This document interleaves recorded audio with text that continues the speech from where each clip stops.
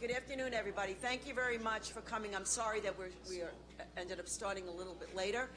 May I ask all the legislators who are here for the hearing to come out to the dais.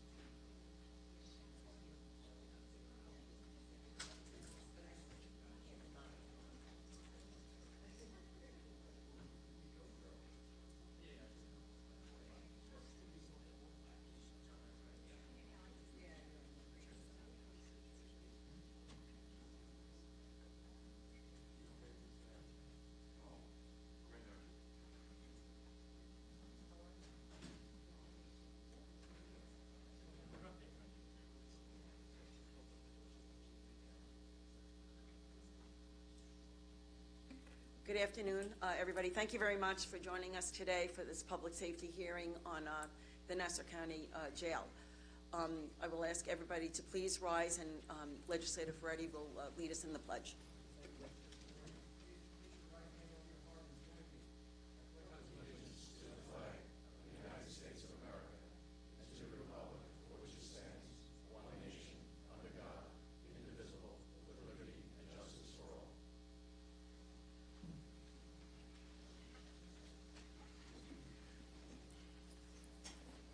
We have an agenda that was set for the public hearing, but there have been some changes. We are going to open the hearing with comments from Correctional Officer President Brian Sullivan, then followed by public comment.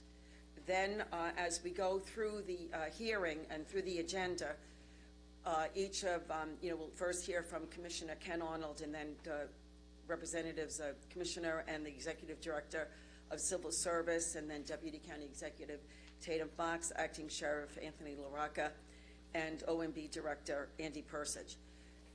What we'll do is, after each of those individuals speak on their specific responsibility with the jail, I will ask the legislators if they have any questions or comments in regard to the testimony that was given for that particular subject. So when we hear from the DPW Commissioner, we can ask questions at that time so that we're not jumping back and forth. We'll try to keep it so we stick to basically the topic at hand, okay? So with that, I will ask President Brian Sullivan to please step up. Hello, can you hear me? Good afternoon, everybody. I appreciate the time and ability to speak. I have a prepared statement that I would like to do. It's going to be a little bit similar to the meeting that I was here about a month ago, a few weeks ago. It's going to sound a little bit familiar, but if you listen closely, there's changes because some of the statistical numbers and things have changed like that. On November 21st, I spoke here, again, Brian Sullivan, President, Nassau County Correctional Officers Benevolent Association. November 21st, I spoke here along with the full support of my entire Board of Governors to bring attention to what's going on at the Sheriff's Department Division of Correction. To recap, months ago, Sheriff Zarenda was moved out as Nassau County Sheriff. A new acting sheriff was appointed, and former Sheriff Michael Sposato was brought back as Correction Commissioner and given the job of running the day-to-day operations of this facility. Many times to my own detriment over the years, I try my best to work with everyone that's running this department. No one can say that I'm not a reasonable person, but I'm at a point in my career now, especially after 34 years of being in corrections, that I'm pretty much done with banging my head against the wall about issues that are going on in this place, repetitive issues that go on in the Department of Corrections. Issues that I've stood at this very podium countless times about that still aren't addressed. That's why I'm here again today, not only with my executive board, but also my delegates representing our entire membership, several of which who actually joined us here today, and I'm happy to see them here, to hopefully devise a path forward to putting this department on some track of accountability, professionalism, and respect. These issues are by no means a one-way street. To be clear, and to our main point, Mike Sposato's previous tenure as sheriff here was marked by acrimony and draconian cuts to this facility, leaving a gutted department, a demoralized workforce, and the infrastructure of this facility visibly decaying into the ground. The almost 5 years since his departure saw 2 separate sheriffs appointed, both of whom did little, or more likely were allowed to do little, to properly staff or run this facility. Then there was COVID. Over 600 cases of COVID among my members, who all worked diligently through the pandemic in this petri dish of a facility during a staffing crisis without complaint or skipping a beat. After COVID eased, there was supposed to be a light at the end of the tunnel. Turns out it appears that that light is a train driven by Mike Sposato. What we are here today addressing and demanding to know as Nassau County Correctional Officers are numerous. First and foremost is why the county and the department cannot stay on top of and properly hire staff units, maintain the facility, and run this department as the professional law enforcement agency it should be. Again, as I've stated numerous times, new police precincts have been built, a $40 million academy was built, $40+ million, new social services buildings, new buildings all around the county, non-essential departments that all have new vehicles, and non-stop hiring in the police department. I've said before, 1,400 new police officers have been hired in Nassau County since the Knife of Freeze contract in 2014. None of that has occurred in the Sheriff's Department. In fact, just the opposite. Our department is routinely ignored, underfunded, understaffed, and then blamed for these same problems that are thrust upon us. This all while at the same time state laws were changed that have dramatically altered the landscape in corrections. First with bail reform, but most notably for us, HALT. Again, briefly, HALT is the humane alternatives to long-term solitary confinement law that was put into place in April of this past year, which is basically bail reform in jail. When somebody commits a crime in jail, you can't segregate or separate them from the general population. The most we can do after the initial due process is separate them for 15 days, then they have to be put back into the general population, where if they're violent or mentally unstable, tough luck to the other inmates and the staff that have to watch over them.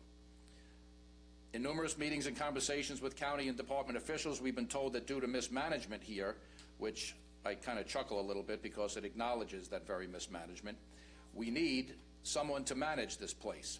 Overtime costs have skyrocketed, and again, no one can give me an accurate number of what those costs are that justify the return of Mike Sposato as that manager, whose sole claim to fame over the course of 10 years here was maniacal cost cutting. I've been told it's $30 million, $35, $40, $60 million. I've not been able to get an accurate number to justify going back over 5 years in this depleted and demoralized department to bring back the man who created most of these issues in the first place. The actual numbers I do have are startling and should be startling. This year's budget, 2022, called for the hiring of 80 correction officers to get us to a head count of 790, 2 classes of 40 each, and that doesn't take into account the attrition. Myself and representatives from the county, the department, civil service, the PD conducted numerous meetings over months detailing a hiring protocol to get our staffing back to safe levels to adequately run this department, and I appreciate all the help that was done. A new test was given, and there is still another full test available from 2020, which is in and of itself absurd because it's been sitting there since 2020. But from what I can see, there are plenty of available candidates. To date, and now since our last appearance here, we have not hired that 80 or 100. We hired 27 new recruits that are working in the facility. At that last meeting, I said we lost 37 officers to date. A month later, that number has now grown to 49 that have left this department since January 1st, with more on tap to retire at year's end.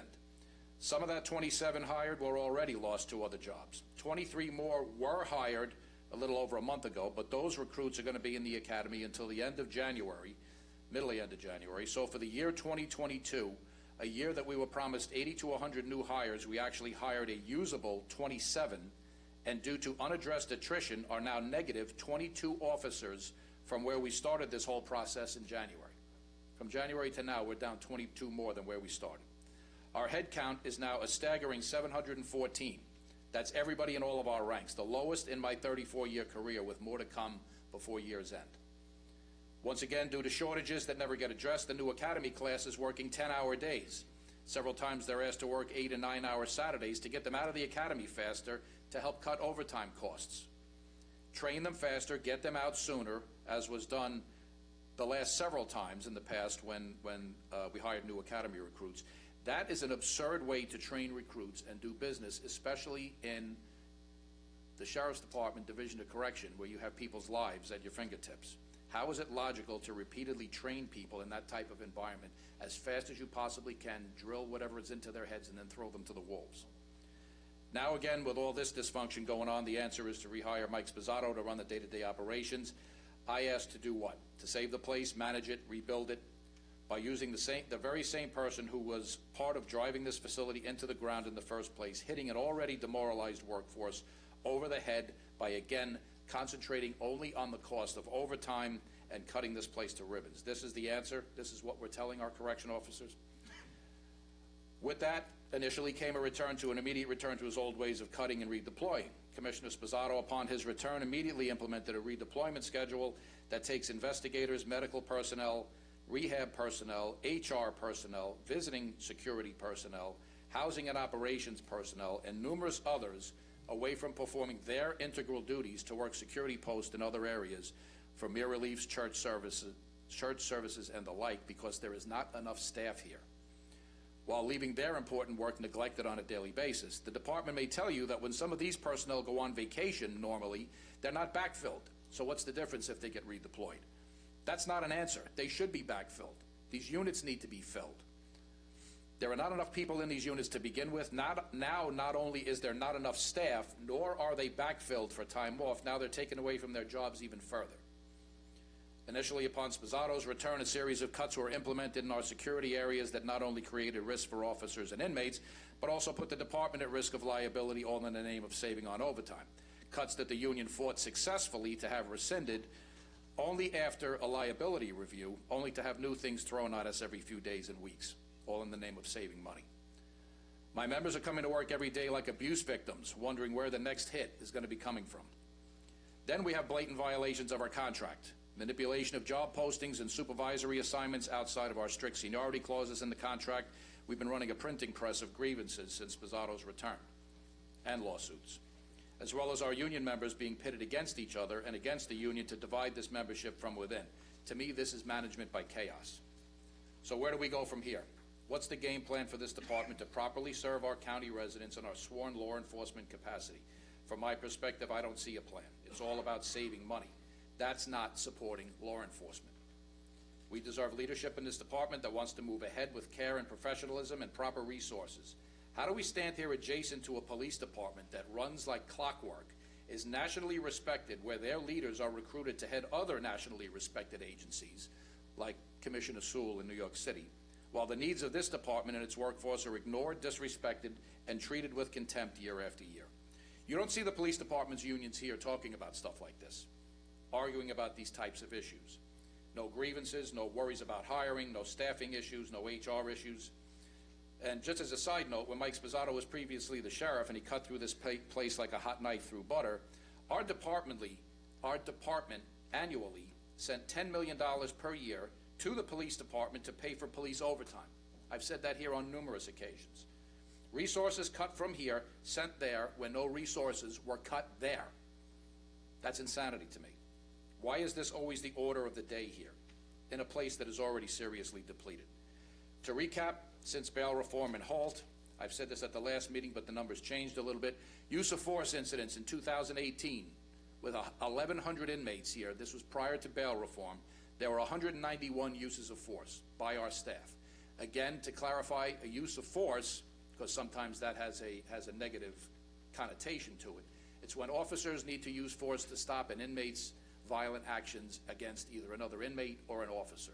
There's use of force reporting, all of that stuff that we have to do. We call it a use of force. I just want to make sure that people understand what I mean.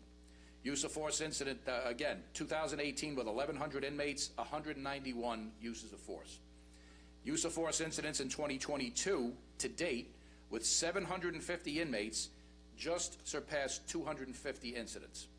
With 350 less inmates, there have been over 60 more violent incidents requiring the use of force, the majority of which we can attribute now to HALT that went into effect April 1st. Injury statistics for officers and inmates. Officer injuries in 2018, 1,100 inmates, there were 214 officer injuries. Officer injuries in 2022 are now approaching 200 with, again, 350 less inmates. Inmate injuries in 2018, 1,099 inmate injuries. That encompasses everything, from getting your hand caught in the gate to being assaulted. I'll clarify that. With 1,100 inmates, there were 1,099 injuries. To date, in 2022, today, with 750 inmates, there are 1,282 injuries. 183 more injuries with 350 less inmates in this facility. These numbers are very telling. With regard to regular business, we have to sue or grieve to get anything done in this department regarding job assignments, equipment, infrastructure, etc. We have to sue to have the workplace violence law and county policy adhered to. Budgetarily, we have 60 less people on staff than what's budgeted. This has to be translated into overtime costs and not given as a reason to cut more.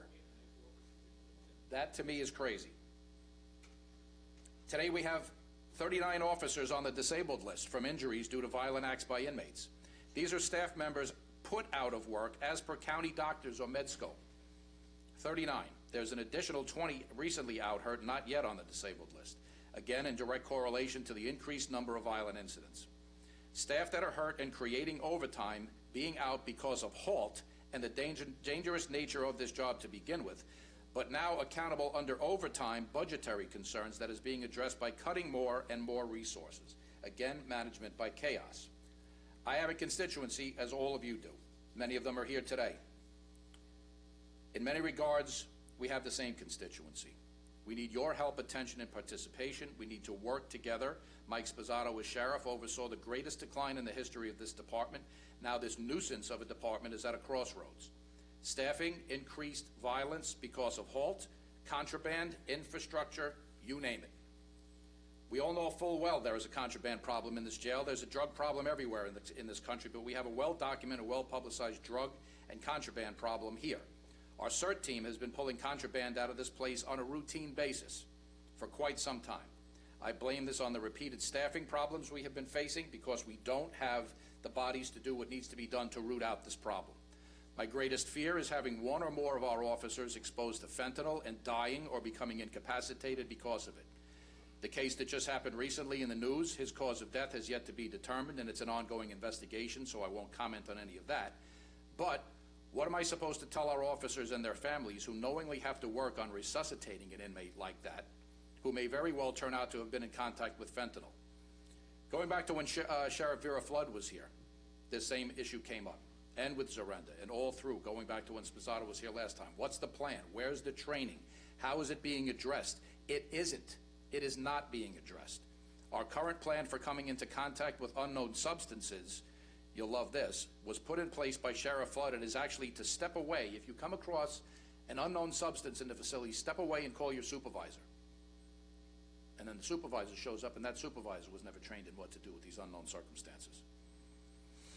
That's still in effect today. Who's investigating these issues? It's our understanding that everyone involved wants this addressed and a hard stance taken. But where is the accountability? Who's investigating all about where this stuff is coming from? There's no special plan in the jail, and I know of no others. What's the game plan? Cutting with no investment is not the answer. Downsizing to meet arbitrary and unrealistic budget numbers is not the answer. Our budget numbers have been sitting here relatively flat for God knows how long now. We just had a little bump in the budget this year, but these are completely unrealistic budget numbers to me. When you have a police department that takes up a third of the county's budget, $3.2 billion budget in Nassau County, and almost a third of that is police costs. And yes, they do a lot of different stuff, and it's a much larger department than ours. But we're the ones that get the residue of everything that comes through the police department, and our budget is routinely in $150 million range, down from almost $1 billion in the police department. Downsizing to meet, like I said, unrealistic budget numbers is not the answer. Deliberate violations of our contract cannot and will not be tolerated. Bad labor relations will not be tolerated. I have an idea. A while ago, after bail reform was put into place, this very body instituted something along the lines of statistical reporting for crimes. Who gets rearrested, who doesn't get rearrested, what's the statistics of what goes on. I propose doing a safe staffing initiative with the Sheriff's Department, either as a local law or a procedure. As was done, like I said previously, with crime reporting statistics in the county, our department should be required to report on a quarterly basis the following to address this stuff that I've been doing on and on and appear to be the only one doing it. Information on current staffing levels as related to the budgeted headcount. The ongoing attrition rate, including resignations and retirements. Steps taken to actively recruit staff. Steps taken to properly staff ancillary and investigative units. Statistics on assaults and injuries to staff. And the corrective action taken to prevent it in the future. The mixing of classifications of inmates in housing areas and in congregate settings. This is something it gets a little technical because it's with the New York State Commission of Corrections. They could put the moniker of special housing on something, and you can mix cats and dogs in special housing. The commingling of different classifications or the use of special housing designation, is it being done necessarily or just being done merely to save money? That's an ongoing issue we've had for years here. If it's being done to save money, it's unsafe and it's stupid. Use of force statistics. What corrective actions were taken to prevent future incidents? Active waiting lists for recruits. How old they are. What's in effect. All of this stuff should be reported on a quarterly basis by the department, by the county, to you, to me, and to the public.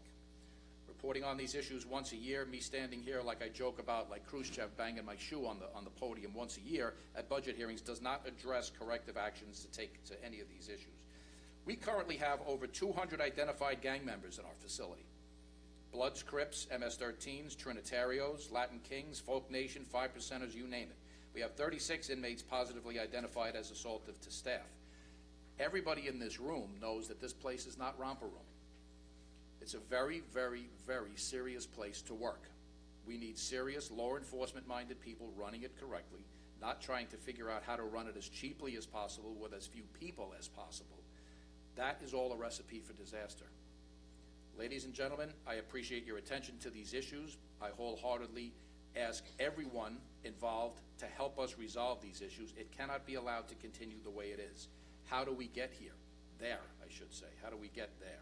I hope today is the start of a new chapter. We need to make public the absurdity of this department and how it's been run for far too long. Thank you very much. That's my speech, and I would appreciate later on if there's any ability to rebut anything that's brought up with the other speakers.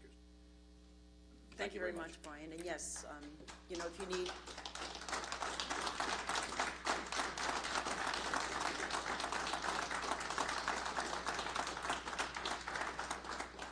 All right, before we call the next speaker, I'm going to ask the clerk, we forgot to do the roll call. Thank you, Chairwoman. Appreciate it. Legislator Deborah Muley. Legislator Sheila Bino. Ranking Member Delia DeRiggi-Whitten. Legislator John Ferretti. Legislator Mazi Philippe. Vice Chairman Stephen Rhodes. Chairwoman Denise Ford. We have a quorum, ma'am. Thank you very much, sir. All right, the next speaker we have is Susan Goddard.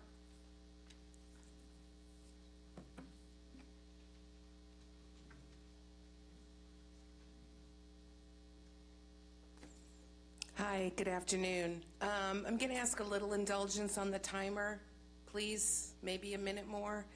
I just want to say that, I'll read my comments, and I'm going to be talking about visitation and cuts, but it's very clear that the disdain that people have for incarcerated people in general extends into the institution where they're housed, and that means budgetarily and the value system that is reflected by the budgets. So, and that is then felt by the people who work there. So this all makes sense, and it needs to change, right? I always say, things are bad when the advocates and the corrections officers are sort of on the same page. So, I'm not technically saying we're really on the same page, but anyway, you get the idea.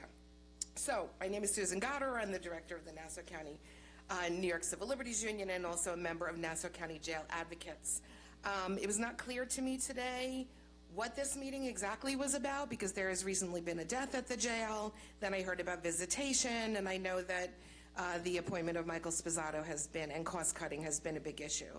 So I'm going to be talking about visitation and then also about medical.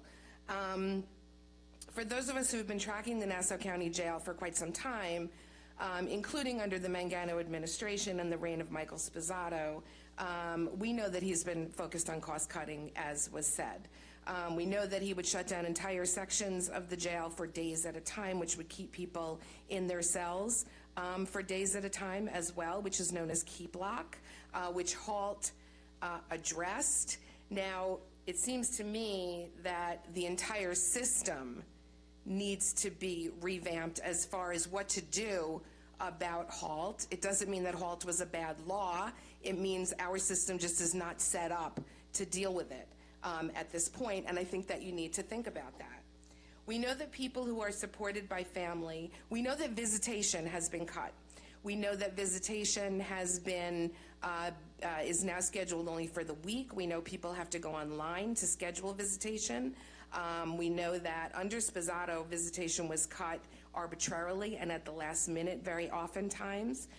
We know that people who are supported by family have more of a chance of success at life, and visiting a loved one in jail is exactly the kind of support that people need in order to be successful when they get out. So we're asking that you guys take a real look at the visitation hours. There needs to be weekend visitation so that children can see their parents, because if children don't get to visit their parents and there is not that reciprocal support, you have generations going on here. And let's not forget that about 70% of the people in the jail are pretrial, okay? So the other thing is, I just wanted to talk about SCOC reports from the past when Michael Sposato was in charge. Here's some of the things that were on those SCOC reports, and I would ask each one of you, have you looked at these reports, and have you investigated the jail recently to see if any of the recommendations have been met on these reports? If not, then it's going to happen again, and there's been a culture of negligence, and there is. These are some of the components that were found during the deaths. Information was not transcribed into medical logs. Critical medications were not given. There were incomplete admission assessments. Medical providers lacked the knowledge required to make diagnoses. Forms were not completed, signed, or written legibly.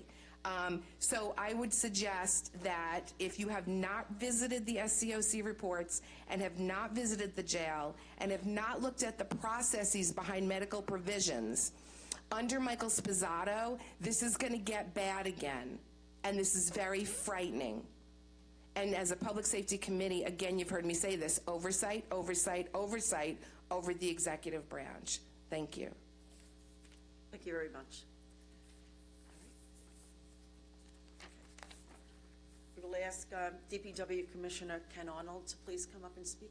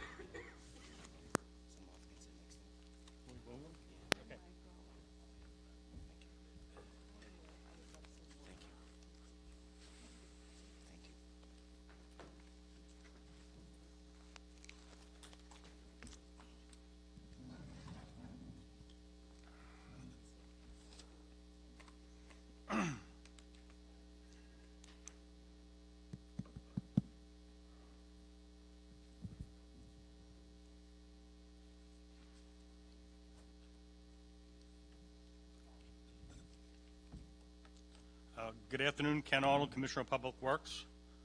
A brief summary of the projects going on at the jail. Currently, there's 2 projects that are in design. One is for the 832 building. 832 building was recognized as having issues with water infiltration. We brought on a consultant, Lero Engineering. Lero Engineering had finished their study. We worked with the previous jail administration, with the new administration bringing on Acting Sheriff Anthony Locaco. We sat with him, and we've gone over a plan to put this project out to bid. We are focusing on the replacement of the roof, which also requires a total rehab of all the mechanical equipment that are in the building. The Sheriff's Department was in the process of replacing the HVAC units on the roof. We've taken that away from the Sheriff's staff, and we're putting that in this construction document. Currently, because of the long lead time to get mechanical equipment in the marketplace, we are looking to pre-order all the mechanical equipment. The final specifications for that work is currently under review by my office and the Sheriff's office. We expect that to go out in January. That will be followed by a complete bid package for the replacement of the roof and the installation of this equipment. That design documents will be going out to bid sometime in February. We are discussing internally right now with the County Attorney's Office and my procurement folks whether we can declare an emergency to expedite this work, which will help us get from bid package to notice to proceed quicker. That is an ongoing conversation. If that is the path we take, we expect to be able to issue a notice to proceed sometime in April or May of this year, of 23. If we need to go to the traditional path of bidding the documents, we're probably talking a notice to proceed somewhere in October of 23. In either case, the duration of the contract will probably be somewhere around 12 to 18 months. We're working on those details as we speak. The estimate for this work is in the $8 to $9 million range, but those final estimates are being developed as we speak. The current pending capital plan includes the funding for this work. The second project, which is being designed by my in-house staff, is associated with B Building. B Building we're looking to replace the windows and upgrade the lighting in the building. That job has been delayed for design because we've had trouble getting specifications out of window manufacturers because these are specialized windows. We've overcome that hurdle, and we're currently putting the final plans and specs together. We expect to have that done sometime in March or April of 2023. Again, the duration for this contract is probably in the 18th month duration because of lead time for equipment, but we'll finalize that as we get to the final package. The estimate for this work is $5 million, and again, we have included this funding to make sure that it's in the pending capital plan. I'm here for any questions. All right, thank you very much. With the declaring of the emergency, how confident do you think, because I would consider the roof and this water infiltration a definite emergency, and who makes that decision as to determine if it is or not? It's a collective decision between the county attorney, the procurement, and the department. I don't know, as a committee, I think that maybe we could lend our voices because, ever since I came into office, I know that we've replaced the roof at one point, but since we seem to keep having roof problems, especially in the 832 building, that I think it's something that needs to be addressed. And I was out there on Monday just to go around the grounds, and I know it was explained to me the water infiltration, that it may be between the top roof and the subroof or something like that. I'm probably saying it wrong. So there are some difficulties, and I think, Legislator Weiner, you and I were there just a couple of years ago, and we were told that this roof was going to be started on then, and so here we are. So I think at this point, I'm hoping that if the administration is listening, that they understand that this needs to have an emergency declared, and that we streamline this project, because I know that you've done a lot of work, a lot of research on this, Commissioner, and I'm sure that you would agree with us that this truly needs to be done in a very fast fashion. All right? Okay, I'm just going to go, just bear with me for a second. I do apologize. Okay. All right, we did the roof. Okay. when I went out with B Building, I know that you're looking at, to replace the windows and the lighting, and I understand the constraints that you have, like trying to get the right measurements and stuff like that. But one other issue that came up with, I know that it has been discussed, was that on the outside of the building, one portion of it, there is like discoloration. And there is a concern that, that could be mold, all right? I believe, though, that has it been tested? Yes. And it's proved not to be. So then, the simple fix, I guess, would be to power wash the building. We're looking at that, we're looking at that to add to that contract. That is, Okay, and how long would that take? I mean, is there any way to expedite that? Because it's can be scary to people. my staff is telling me that without doing the window work, if you power wash, we may actually infiltrate water into the building. Okay, so then you have to wait. Yes, Okay. it should be done as part of that work. All right. My other questions then I have is that with the vehicles, it was my understanding that we're still waiting on vehicles. Does that fall under you, or is that a different department? On the capital programming, there is $4.4 million in the pending capital plan for vehicles for the sheriffs. If you remember correct, the amendment that was passed in June of this year included expediting the money that was in the 22 plan that was not voted on. The amendment went through, but the bond ordinance did not go through at that time. So we are hopeful that the pending plan and bond ordinance, once approved, will have there'll be more than enough money for the sheriff vehicle And we can needs. move forward on these projects as well as the vehicles. Yeah. Okay. I know that when we were there last, Legislator Bryan, I don't want to pick on you, I'm sorry, but one of the issues, and I know that had been brought up in the past, was the issue of the locksmiths that are at the jail. That these locks are like a certain design and you have to be trained. I believe that we did send people down for training. How many fully trained locksmiths do we have currently at the jail? I have to defer to corrections. I do not maintain those buildings. Okay. So that All would be- facilities maintenance is done by corrections staff. My guys will assist on occasion, but I would defer any questions on that to them. Thank you very much for the clarification. And so then so over at the jail, a lot of the routine maintenance and whatever, not necessarily done by your DPW people, but by civilians or officers at the jail? They have their own necessarily. maintenance. They have their own maintenance shop Okay. for all that work. All right, that's all the questions I have. Thank you. Legislator Girardi. Hi, Ken. How is the HVAC system at this point? The 832 building, corrections had replaced a number of units. They were in the process of replacing additional units. The different parts of that building, they were going to get that work done this winter. Because of the roof project, it's not efficient for having them have a contractor there and have me have a contractor there. So we've taken that specification that they were working towards, and we're incorporating it into our project. Okay. So, I mean, I also support the emergency status, but let's say, for instance, it didn't happen. I know you're saying your timeline. I know, I understand about the equipment being an issue, but if you're hoping to start it in the spring, it sounds, of 2023, do you have any rough idea as to when all these projects would be completed, phase 1, phase 2, and the HVAC? If we do not declare an emergency, we're probably talking a notice to proceed in September or October of '23. And then completion probably a little bit later than a year because of ordering equipment. I'd have to factor in, if I don't pre-order the equipment, the lead time on mechanical equipment could be months, so it all has to be worked in. If I pre-order the equipment and get that in front of the bid, then that helps me. But that's why the department's recommending moving as an emergency. Yeah, no, I like that. And because of the condition of the building, of course. I mean, there are issues with, water filtration, and I know there was a lot of money, I believe it was $6 million for upgrades. Did you hear about that? I know yeah, part of it. currently the capital plan has somewhere of appropriation of like $8 million. And we did $6 million, I think back in 2017. Does that sound right?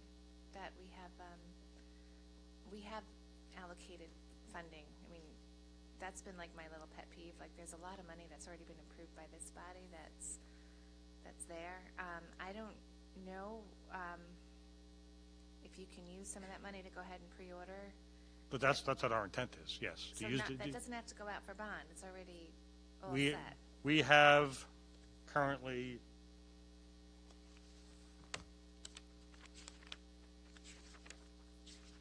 give me 1 second.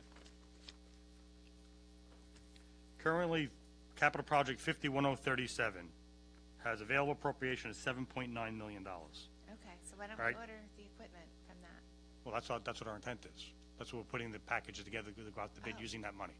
All right, so you should be able to do that pretty soon, right? Right, but the two projects we're speaking of is 832 is 8 million, and then the B building's another 5, so the additional request in the capital plan will get us all the money we need for both those projects, plus money for some unforeseen things that could come up at the jail. I that understand we- that, but I'd say let's go ahead and order the equipment, and then we expect to pass the capital plan Well, very quickly. we are working towards that regardless of the capital plan at the moment. Right, okay, so let's do that, and then if we could do it in emergency way, and we But already but have. so there's, the timeline is all the design, there's processes I have to follow to Right. get there. But I'm just saying, you just said before, it would expedite things if we could order the equipment, so do you see any reason why we can't order the equipment right now with that funding Well, available? It all depends on, once I work with procurement and the county attorney's office on what the declaration is, what the benefit of pre-ordering the equipment. If there's no emergency, then it may not be worth pre-ordering the equipment. I'll have to see. So that's what we're working towards on right now. I expect we'll get there, but there is a process I have to follow. I feel foolish asking this question, but I think we have to find out if the legislature can order an emergency. I don't think anyone here from the county attorney's office would feel comfortable chiming in on that. Probably not. All right, let's keep that conversation open as quickly as Yeah. possible. If there's anything We're at we the can point do- now that this has to be resolved, but before the end of the year. That's where I So am at with the least- All right, but you at least have enough money, in your opinion, to order the equipment with the bond, the prior bond? we We should.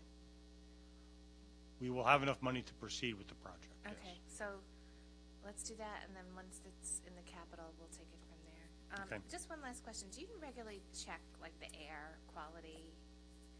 We did have our consultant go in and do air monitoring in 832 a couple of months ago when this came up again, and was found to be acceptable. Acceptable? Yeah. There was some follow-up that had to be done. I'm not sure what the status of that is, but it was found to be acceptable. Thank you. Legislator Freddy. Hey, Ken, how you doing? Good afternoon. The last 5 years, so working backwards, what projects were capital projects for the jail were passed, and what were actually completed? The jail is unique that it has one single capital project that deals with all facility needs, which is the master plan 51037. Work done, top of my head, over the last 5 years includes a couple $1 million on HVAC equipment for 832. We upgraded the jail visitor center outside. We put in a kiosk and an area for people to wait so they're not in the weather conditions. We have the master plan we were working on, and I think we're currently working on the visiting area in B building to improve that facility. Well, not the ones you're currently working on, the ones that were actually completed the last 5 years. It'd be- Those were which ones? And, well, the last 5 years, it would be the outside visiting area, so people can stage and not wait in the weather. We've done the master plan investigation, and we've done the 832 preliminary investigation and design, and the HVAC work I mentioned. Okay, so the one that's complete is the visiting area. That And there was completed- HVAC work also. And, I'm sorry, what? And HVAC work at 832 that was completed, replacement of existing units. There was some emergency work that was done here and there using that capital money. I believe sewer ejections had to be replaced, but none of that was big money. Okay, and you had mentioned earlier there are currently 2 projects that are underway, is that correct? That is correct. Can you just, again, tell us what they are? The first project is the replacement of the roof and mechanical equipment on the 832 building. And the second is the window replacement and lighting upgrades for the B building. And we're actually looking, and like the legislator Ford mentioned, we're looking now at the condition of the exterior surfaces of that building also. When did both of those projects begin? 832 building. We brought on Lero back in 2021. The contract was executed with Lero. That RFP went out in late 19. Also, the one item I did miss is we did do work on 832 building to do temporary interim repairs to the roof. That was done in 2021 using our on-call contractor. We spent a little over $250,000 doing remedial repairs on that roof. Thank you. Okay. Legislator Bynum. Thank you, Chairwoman Ford. Hi, good afternoon, Mr. Arnold. Good afternoon. So, there were some other upgrades that were supposed to happen at the jail. And so I'm just going to ask you if you could give me an update based on your best recollection. There was supposed to be some patient equipment upgrades. Oh, okay, that's not under my control. There was capital funding approved. That was part of the medical center taking on the medical needs of that. That money was to be handled by the medical center directly, so I really have no update on where that project is. Is there somebody here from the jail that can give us an update on that?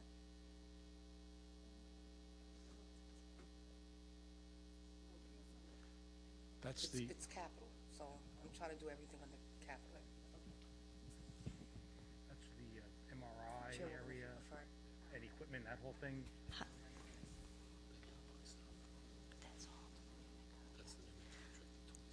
Legislator Bino, hi, Tatum Fox, Deputy County Executive for Public Safety. Those upgrades are part of the contract that we have with NUMIC, and that just, the term for NUMIC is a 5-year term that goes until 2026 with two-year renewals. So somewhere in the term, we have to address those upgrades pursuant to the contract. I can get you an update on that, absolutely. I just don't have that specifically right as I sit here now. Can you remind me when that contract was first initiated? Yes, I can. Because I have a letter here that I authored 20 February 2019 regarding those upgrades.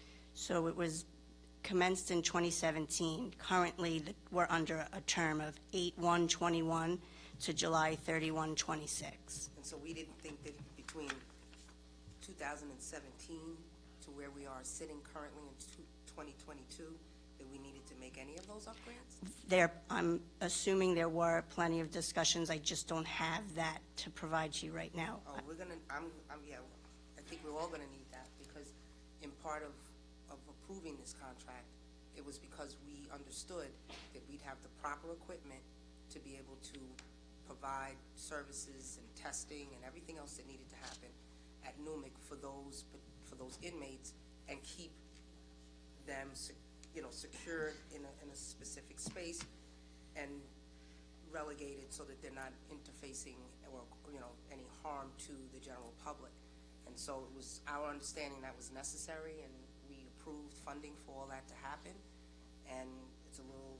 So I can just shed a little light, is that we had been doing walkthroughs with DPW and the hospital during that time. When COVID hit, they needed the area that was used for inmates for cardiac treatment. There's a medical term for it, forgive me. So we had to reconfigure where inmates were because of that reason. And I don't believe the hospital has yet decided that they don't need that area still for COVID. I have to get an update on that. And so, is that going to be the same for, because that was equipment, is that, you're more so talking to me about building upgrades? I'm talking about location where Yeah, the that's inmates building actually, upgrades, right. But there was also equipment that was supposed to. Right, I know there were conversations, and forgive me, about the MRI. I know there were conversations about electronic medical records, and they have to, I just need to get refreshed on that for you. Okay, if you could provide me with an update along with this full committee, I think we'd all want to know where we are in those Will do. endeavors. In that same letter of 2019, I inquired about sheriff vehicles. Where are we with that? I believe Commissioner Arnold addressed the Did he? I vehicles. must have missed that. Sorry, Yes. what did you say? I'm sorry. So vehicles, back in June, the capital amendment that was passed included, I believe, a little over $2 million for sheriff vehicles. Unfortunately, the bond ordinance did not go through at that time. The current pending capital plan that we are finalizing has $4.4 million of budget, and How much was needed? I'm sorry, for the vehicles? what was included was, I think it was a little over $2 million back in June. I have to double check the exact number.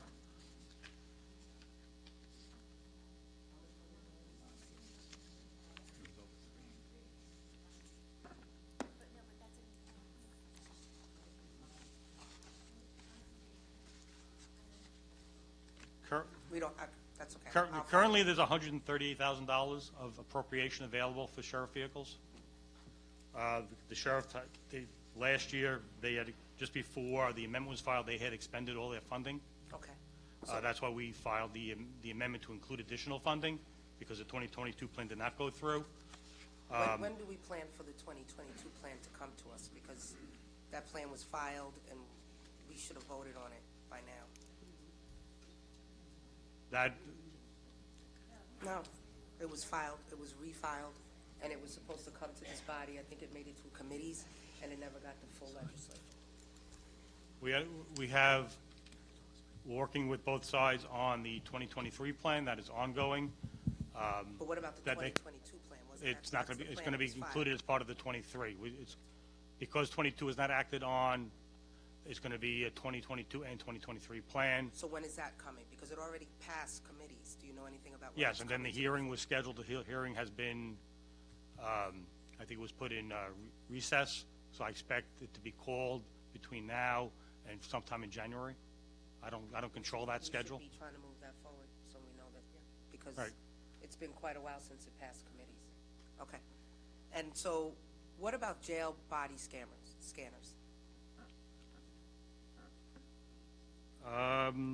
Body scanners, there's currently appropriation of $500,000 in the capital plan, so I can't speak to where they are in that process of ordering equipment. I don't do that, but I can tell you that's the current. Yeah, because this is, again, from a letter from 2019, so I'm just wondering. It's my understanding that there are two Tech 84 scanners in place. So they were installed? Yes. Completed.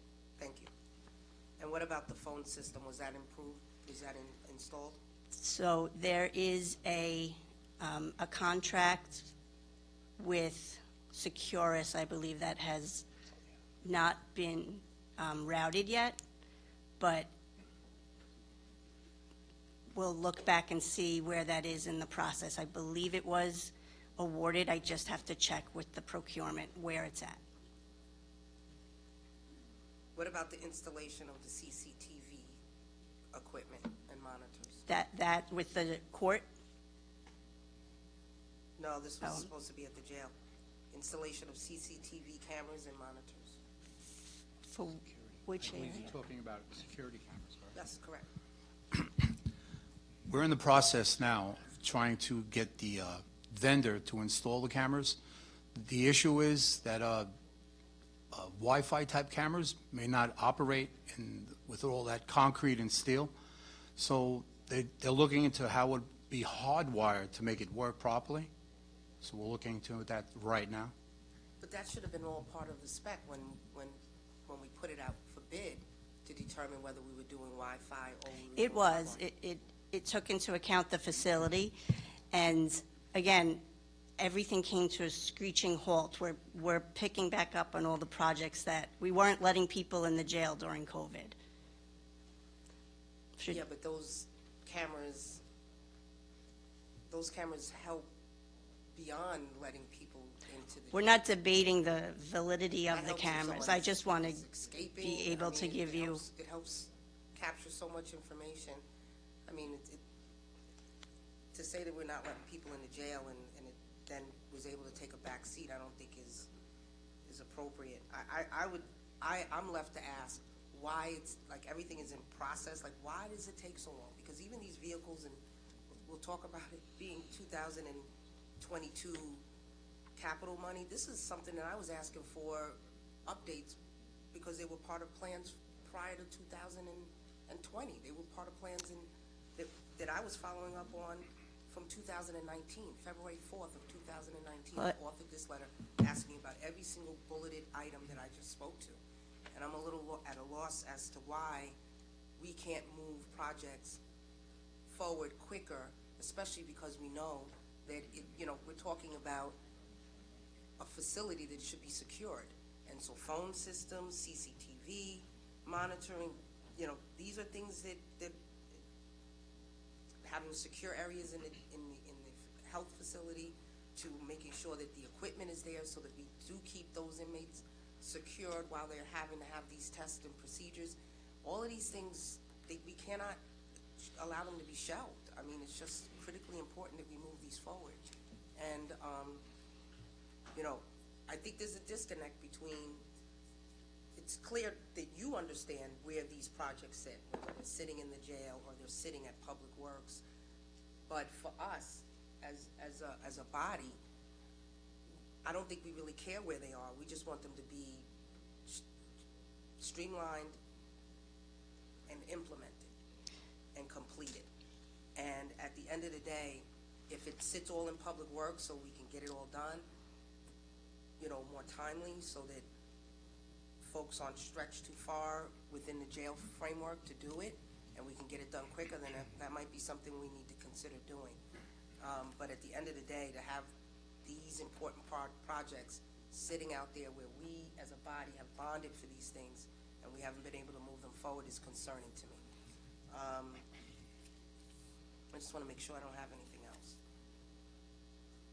Oh, could you tell me, Mr. Arnold, Commissioner Arnold, could you tell me about what type of improvements were done for the roof leak? I'm sorry, not the roof leak. I'm being distracted here, sorry. In the visitors area. What exactly was done to improve it? So the outside visitor area, we put in a shelter. We put in a shelter for people so they're not standing in the rain. Especially, I think the concern was if people came by bus, they had no place to be until they were let into the building. So there was a shelter that was built outside. Currently, within the facility in B building, we are upgrading that space with working with the sheriff facilities people, new furniture, new roofing, new lighting to make it a more modern area to meet the inmates. So is that sheltered area, does it receive heat and AC and? I know it receives heat. Ventilated? I don't think it receives AC. I know it has heating units in the roof. There is supplemental heating in it. Little heat. And then I wanted to know, so is it enclosed completely, or is it like a bus? I'm envisioning a bus There's shelter. glass, it's open. There's no door on it, but it's open, I think, on two ends. It's been a while since I've been there. But it's glass enclosed on both sides, but there is an open area to come into it. It gets you out of the wind and out of the rain. and there's, when you go in, it sensors and it will put heat on. It's temperature regulated. And how many people can be held in that? The capacity, I'm I not think it sure. was over 20, I believe. It was a fairly large building. And do we find that people are typically, is there an overflow where people are hanging out Well, outside? still? people are scheduling their visitation online mostly now, just it's convenient for them as well to know that they have an appointment, they're getting in, they're not waiting online. So we'll see now that winter's here. I was there the other day, and people were walking in, and they just went right into the 832 E building visitation. Because my question was gonna then,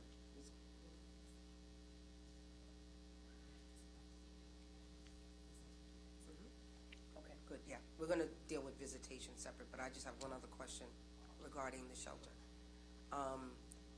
So it's like a bus shelter. They walk in, it activates heat, so they can stay dry, they can stay warm. But what happens if they have to use the restroom or something like that? They can use it when they enter.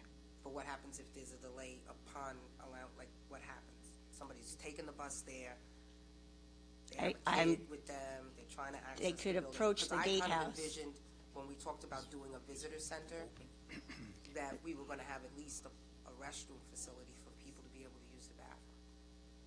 Was that part of the plan? Not to my knowledge, and I don't remember that needing to put one in. I know it was a shelter to keep people out of the weather at that time. Right. Okay, I think we're gonna have to consider that, but I wanna talk about visitation, but we'll do that after. Some of the concerns that were raised earlier. Also, ducts being cleaned. I know you did an air quality check, but I know when we were there the last time, like, we could visibly see dust particles hanging out of those vents and stuff in there. That would be a maintenance item for the correction facility. Regular maintenance. Yeah, that's not a capital improvement. Okay. You all right? Maintenance? Oh, I'm Can sorry. I ask just quickly, because it's part of the facility? Or I'll wait, we're gonna have another facility portion of it, it's not capital? Okay. Okay, we're gonna hold that for the sheriff. We're gonna hold that for the sheriff. Be ready, Sheriff. Sure, thank you. In the hot seat. Before we go to Legislator Milate, you know, I think just listening, and I can understand the exasperation on the part of Legislator Bino, and the fact that she wrote a letter in 2019 in regard specifically addressing some of the issues at the jail. And, you know, obviously your responses give credence to the comments made by President Brian Sullivan that obviously the jail is a stepchild here in the county. And I think at this point it has to stop. And I'm going to ask, because even when you talk about the CCTVs, I understand the pandemic threw us all into a tizzy. We couldn't meet, we couldn't have people come in. But there were a lot of Zoom meetings that could have been held. And the fact is that we're waiting whether or not if the wireless is going to work or not, and if we should go to wire. That, I believe, could have been discussed on a Zoom call. We could have paid attention to what we needed to do at the jail. So I'm going to ask, are there people in this county, in the county government, whether it's DPW, administration, whatever, that are going to be solely responsible for following through on all of the projects that we need to have done at the jail? And any of the questions or any of the concerns that are brought here by the legislators, we need to have people dedicated. And the sole purpose right now of their jobs would be to focus specifically on the capital plan. And Commissioner Arnold, I know that you have always been on top of this, so it's nothing to be said about you, but we need to start making this a priority, all right? Because as much as we love to hear Brian speak, you know, he's always very interesting, but enough is enough, okay? You know, the fact is that we have 780 correction officers that are there. Many of them are our residents, all right? And it's time that we start showing them respect, because for 19 years, we've been talking about a lot of these issues, and for me, it's a little overdue. So I'm asking all of you, let us make this a priority, because we are going to follow up, and if we have to have another hearing in January to follow up and to make sure that we've gone beyond thinking about it to doing it, we will, because we are not going to let go. Thank you. Legislator Milate. Thank you, Madam Chair.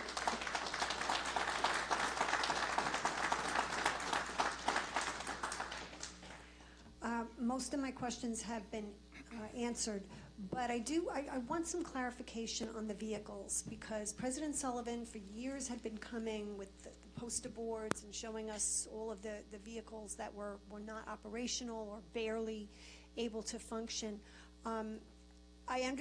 If I understood you, Commissioner Arnold, correctly, and tell me if I'm understanding this correctly, there was a pile of money that was authorized for the purchase of new vehicles, and most of that, other than, I think you said 350,000 or something like that, has been spent. Is that correct? I'm going to surmise it this way, because I don't have the numbers in front of me. Okay. The 2021 capital plan and bond ordinance appropriated funding for the vehicles. That money has been spent with the exception of about $130,000. Okay, so, I need someone to answer this question for me, and it may not be Commissioner Arnold. How many vehicles have been purchased, and is that, where are we in terms of the number that need to be purchased altogether? I'm not just talking about from that capital project, because you said that there's more that need to be purchased in the new bond Yes. request. So I need to know how many have been purchased and how many need to be purchased. Who can answer that for me? So for what was purchased, I would defer to corrections. They would have the exact list. But I will say that $4.4 million is a significant investment in vehicles for the sheriffs, and that their ask was put in totality into the capital plan that's pending. Okay, is there someone who can answer that? The specific vehicles, we can get you that list, whatever was purchased. Okay. But the second part of that is just as important. What needs to be purchased? How many need to be purchased? Sure. All right? Okay, and that's all I have. Thank you.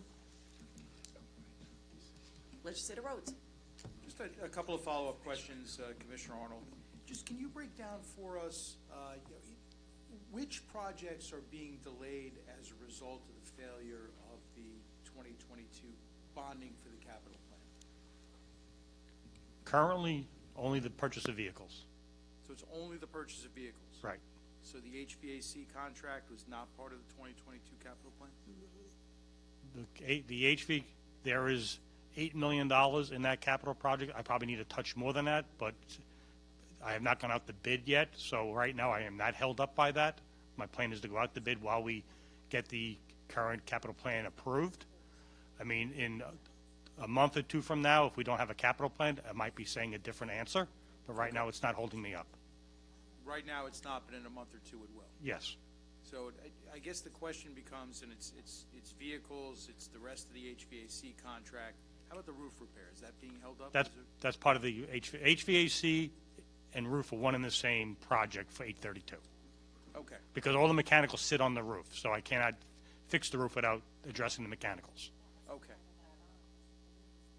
There's some additional money for the roof repair in the bond that's for the 22 capital plan? Is that what you're saying? The $8 million, my current estimate of $8 million includes both the roof and the HVAC equipment. They're one and the same project. Touch more, and that may come from the capital bond. I guess Yeah. the question is, if the capital bond were advanced today, we can't advance it today, it's a hearing. But I mean, if the capital plan were advanced, do we have the votes to pass the bonding for the capital plan? Okay. Okay. Okay, thank you. Okay. Legislator Bino has a follow? Okay. You're never going to go, Ken. That's all right. Ken, I'm sorry, and I know we've discussed this on the record before, but the Treasurer's Office reported there's $174 million that is DPW, Okay. ready. Some of it is PPU, I got it, but some of it isn't. All of it is PPU. I heard not all of it. The only funding that is available for the jail is the money that I already mentioned, which is the 51037. All capital projects are project-specific. Right, and you don't And- have any that qualify for these? I mean, it just bothers me that we have $174 million that we already approved, and now we're gonna go back and get another, but how do we know that it's gonna be used if $174 million? I know, there must be some PPU funding that we could use for the jail, no? Because an example, if there is money associated with 1 West Street project that was terminated a long time ago, that project is for 1 West Street, is not worded for the jail. I mean, Correct. we had a long, during the Mangano administration, we had for a very short period of time an agreement with the legislature to approve projects by program and not by project. And so that would allow us, if there was leftover money in a project when we close it out, to be utilized for something similar. Right, yeah, I know But that was a very small window that we did that, and currently the older projects do not have that capability of being used by project. And under the Mangano administration also, I believe it was, we bonded $1 million for cars, and we used all of that? Yeah, if there's only. That's all used, okay. Yeah, I'm if just there's making sure. So is there a way to just do a quick review, I mean, an audit of some kind to see if there's any PPU funding that could be attributed to the jail? I mean, I just can't imagine that. Excuse me. Ken, just let me elaborate a little bit further on this. This local finance law prohibits us from mixing and matching these projects. And we can't take 1 West Street and reallocate it. We can't do it because we're borrowing the money, and the borrower is saying you're bonding for the specific project. My question is, with the PPU, there isn't any money available for the jail? I don't believe there's any money left because since I can recall, there was a window that we did just PPU borrowing, meaning that we put sections of money into buckets, for lack of a better thing, and we can only use it that had an estimated useful life. Then what happened, we ended up going to a project-specific type of borrowing, which prohibits us from doing certain I things. understand that. So what's the $174 million? Well, it's probably, I mean, there's ongoing projects. Remember, our But do capital you- budget is are very you aware robust. of it? Like, Yes, do I'm you know? aware of it. I mean, Can you it's, send that to us? we Because can I've get you been an, asking this for 6 months. I need we'll to see if we know. can get you a list of the unspent, but there's always going to be unspent bond proceeds, you know. This is be- $174 million. That's a lot. And if it's ongoing, great. But like, it just, in my opinion, like we're just talking about the delay with some of these things. And I understand it's no one's fault. I'm not saying anyone's fault, but we should be regularly updated before you come and ask us to bond for further money. I think we should see where the money that we already bonded for is, and if it is all allocated to projects, I mean, it's supposed to be. But it's been this number for a while in the treasurer's office, so, you know, we need to follow up with that before, and believe me, I'm all in favor of bonding for the capital plan. I'm not saying I'm not going to, but, you know, what's going on? Like, why, again, I know some projects take a long time, but this is a lot of money to have sitting there. Agreed. We will look into getting you the list. I mean, I'm just, the process is not going to be like, I This is wouldn't be like surprised, the the third size. time that I've the- heard that, so yeah. let's try No, to no, get but it I'm just going to going. let you know the size of the capital budget and the programs that we have out there. There's delays that occur. I don't want to get into Ken's world, but I'm just saying there are reasons that there might be some unspent So proceeds. we can but have the list. We'll- where the we'll money's get you the allocated list. and what the delays are. Got and it. what's causing the delays. So we have a better understanding. How's that? Okay. Okay? We'll follow up.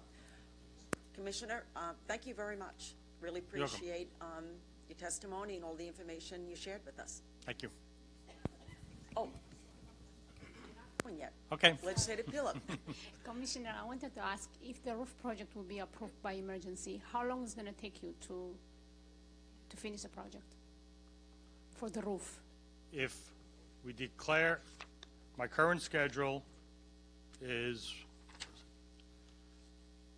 if we declare emergency, I would hope to have a notice to proceed by April of '23. And then I'm assuming right now that this is a 1-year construction period. I can't shorten the duration of construction. So I would hope to be done by April of '24. I see. Thank you. I just wanted to say thank you for all the correction officers for your hard work, and thank you for coming in front of us to share with us your concern, and we will review it and we'll do our best at least to accommodate some of your concern. Thank you. Chair, is that okay? Ken, just before you leave, please see if you can order that equipment. I do think there's enough available bonding, you know, to do that. And I don't want to have it go through an emergency and then we say, oh, we haven't ordered the equipment yet. Like, I feel that coming. So let's try to Understood. order it now. Believe me, okay? that's, All right. I'm working on trying to do it that way. I know you're so overworked, and I appreciate that, but let's put this again as an emergency, but let's not delay it. And the equipment portion of the project, there's adequate bond ordinance right now to do that Right, piece. so let's do I'm it. worried about Let's- the next contract after. We got, don't worry about that. Let's get what we can get right now, and then as soon as the administration sends down the capital plan, we're ready. Okay, this is it. No other legislators, Commissioner Arnold, and I thank you very much, all right? We're now on to civil service portion of this, and we have Civil Service Commissioner, the Honorable Cornell T. Bosky, and our Civil Service Executive Director, Arthur Crisell. Welcome. Thank you. Good afternoon. Civil service role in the process is to basically, we administer the test, we establish the list, and after that's done, we vet the candidates. We vet the candidates to see if they're qualified, and from that list of qualified candidates, that's actually when the hiring process is available to start, once we have a established list of qualified candidates. Any questions? All right, so thank you very much. How many, with the lists, you are now currently, for the correction officers, you are now currently working off the lists that were established from a test in 2020 and 2021, or We're what currently are the working. years? Yes, we're currently working off a list. The exam date was February 2nd, 2019, and the list was established in September of 2021. Okay. That's the list that we're working off, and we will be probably in January. We'll be working with the test that was given on February 1st. We'll be able to establish that list probably early next year. Perfect. How many candidates are on the current list to choose from? Okay, so the current, from 2019, we have remaining 28 remaining being processed for the next class. 17 has accepted conditional offers, and 11 remain eligible. All right, and then so that's basically the only list that you could draw from at this point until, because it takes, I know you have to, once you take the test, you have to go through civil background service checks, requirements, correct. going through the Correct. testing and whatever points they might get for Correct. living here or whatever. But we've already whatever it is. started doing it on the next list, too. We've already started the background checks. Yeah. So, how many, we have 17 that are ready to go into the academy, or that have agreed to 17 go has through the accepted. process, correct? 17 has remained. Actually, we hired 49 already from that list. Okay. And just so we have a clear understanding, 900 people actually was scheduled for the written test, and 710 passed. But then out of the 710 that passed, 500 failed to comply with investigations. So that left us only 210 to actually to choose from. So out of that 210, we've already hired 49, and 45 withdrew out of that 210. So now what's left, so there's the original 49 we hired, and 28 is being processed, but out of that 28, actually which is 28, 17 accepted offers, and we're waiting to find out whether there are 11 more that are eligible, but we don't know if they're going to accept the offer. So out of the 49 you said that we hired, how many withdrew? You can't use that. Actually, that withdrew, 45 withdrew from the original 210. Oh, on the original 210? Correct. So then 49, how many are now correction officers out of the 49? That were hired? There was actually 49 were hired. Right. 49, okay. Correct. Okay, wait. Because, no, according to Brian, it was like 27 new recruits and 23. I guess it would be close. Yeah, okay. Okay. I see. I'm looking at my math. That's what I hate Right, about so- numbers. but we're Yeah. still- We may be off by 1 or 2 here and there, All but right, keep me we can talk honest. about it Okay. later. Sure. With this, how many people are assigned to work on hiring of the correction officers? In civil service, do you have employees, do you have people that once the test was given, now you're going to compile a list and whatever? Are there people who are dedicated to that? Yes, there are. Or are the employees, They are. they jump from job to job? Yeah. So the way I look at my office is that I have different divisions. One of the divisions is called recruitment, and recruitment includes law enforcement.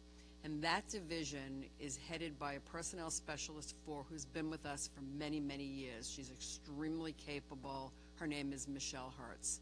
Michelle heads that particular division, announcing the exam and dealing with New York State to give us a date for the exam and then getting the test results back. at a certain point, Legislative Ford, the dynamic switches from recruitment to another division, and that's called placement. That's also headed by a personnel specialist and they each have a staff of about 3 or 4 people. But just to be honest, there's 50 county agencies, there's the hospital, there's all the schools, all the villages, 64 of them. So they're establishing other lists as well. I don't want to mislead you, but personnel specialist for Hertz particularly focuses on the recruitment of law enforcement. She's very well known to all the law enforcement agencies. So meanwhile, as it travels to placement, placement starts to work more directly as the interplay increases between placement and corrections, because now corrections is requesting candidates that can be vetted, that can be interviewed. So there's an interplay going on between civil service, the police department, because the corrections officers are vetted through background investigations through the police department's application investigation unit, and civil service, and corrections. So the 3 agencies are all working together. There's a tremendous amount of back and forth, and Kathy Smith, who's the personnel specialist for placement, has another personnel specialist, Mark Murray, and he really focuses extremely heavily on corrections. Just to give you the day-to-day what we do. All right, so then we can consistently take a look at this and vet these candidates in a timely fashion. I mean, is there at any time when it would be suspended because of the hiring, say, in a police department or in villages, or, law enforcement in villages, or? No, because we do it all at the same time, and we actually have one particular employee that's almost dedicated to law enforcement there, and I talk to her frequently. A lot of the not problems, but a lot of the things are the back and forth documents. So you could have downtime because the candidate did not give their documents back, or we're waiting for a fingerprint check, and then when it comes in, we gear up again. So it's an ongoing process. Every day at Civil Service, there's probably some type of law enforcement application that's being considered by Civil Service, because the candidate will bring the packet in, and we go back and forth. But there's one particular person there, and that's almost the only thing she does, is the facilitator. Right, and I know that my sons went through civil service, so I know, on the other side, when they have to get this information, and then they got to find this Right. transcripts, it's like a lot Past of stuff. employment, record of convictions. So lots of times you're sitting back waiting for those documents to come back in. Okay, on the list that you're going to be drawing from, I guess, in January of 2023, you believe, how many qualified candidates do you have? Meaning, like, how many people passed the test that would Okay, be so eligible? 420 people took the written test. They were scheduled to take the written test. 80 failed to appear for that test. 318 people passed that test. And out of the 318 that passed, 250 of the 318 failed to comply with the investigation. Either they did not appear or they did not do paperwork. So out of that exam, we will have 70 people to start vetting. Okay, that's a little dismal. So, do you think, see, my concern is that how are we advertising or reaching out to the public to entice them to come be a correction officer? I mean, it just seems odd that so few people are taking this test. Right. So this is done in a lot of different ways, but sometimes there are job fairs, and civil service will fully participate in those job fairs. Recently, within the last year, I think it was, there was a job fair. We had not been looped in. We actually extended the application due date so that it went after the job fair, and we did that deliberately because we don't want to miss an opportunity. Plus, we've done a couple other things. The most recent test that was given in June of this year, we expanded our outreach. What I mean by that is that when you look at the eligibility, at one point you used to have to be appointed a resident of Nassau County. So when we saw the numbers going down, one thing that we did, we allowed people who reside in Queens and Suffolk to start taking the test. And the other thing we've done also, naturally, is online registration. You don't actually have to go there. So we've made it easier and the process simpler to apply for correction officers. All right, and how long does it take to process an applicant? Like, from, It depends because we just administer the test. The test actually goes to New York State to mark the exam. And once the exam comes back from the state of New York, we have to look at it for veterans points and for eligibility point. And so that process could take a while because what we do, we pre-qualify them. So when an exam comes back and we give a packet to an applicant and he doesn't bring it back for 6 months, that's part of the delay that takes time. And also, we're doing fingerprint checks, we're doing federal checks, we're doing state checks. So you're sitting there waiting for that. So it could take well over a year for them to come back to establish a list. all right, thank you. Legislator, Hello, Martha, Judge Foskey. Good afternoon, Always legislator. good to see both of you. Thank you. I just want to make sure I understand some of the numbers you just gave, Judge. So that 318, 250 failed to comply, so essentially it's a list of 70. Is that the 2020 list or the 2019? The 2020 list, that was a test that we gave on February 1st, 2020. And that's the most recent? There's another test we gave on June 25th, 2022. That test we have not gotten back yet. And that was June 25th, 2022, you said? Correct. So we don't have the grades on those yet? No. So we couldn't canvass that list if we wanted to, right? No, there's nothing we can do with that list. So the 2020 list is being canvassed? It will be canvassed probably in January, but we've done other stuff. We've already started doing background checks, things like that. All right, so I'm not totally familiar, or I was familiar years ago, but so just bring me back. So first you do the background checks, you canvass after the background checks? Usually that's when we do it afterwards, yeah. So, just if you want me to just take 1 minute, Legislator Ferretti, so I just am always, this is with every test, not just law enforcement. Basically, the agency requests an exam. We immediately transmit that request to New York State. New York State then has to schedule the exam. We cannot, with extremely limited exceptions, not relevant to today's discussion. Then we get the date from New York State and we announce the exam. And it's a very technical announcement. It's very strictly scrutinized by New York State, but we have part of recruitment, the division I was describing earlier, does those announcements and they do them well. Once it's announced, candidates begin to apply, and then I have yet a different division, which I call qualifications, and that reviews applications and it notifies candidates, yes, you're eligible, you have the requisite high school diploma, whatever the requirements are. Then we go back to recruitment, who sends out exam notices, and the candidates begin to take the written exams.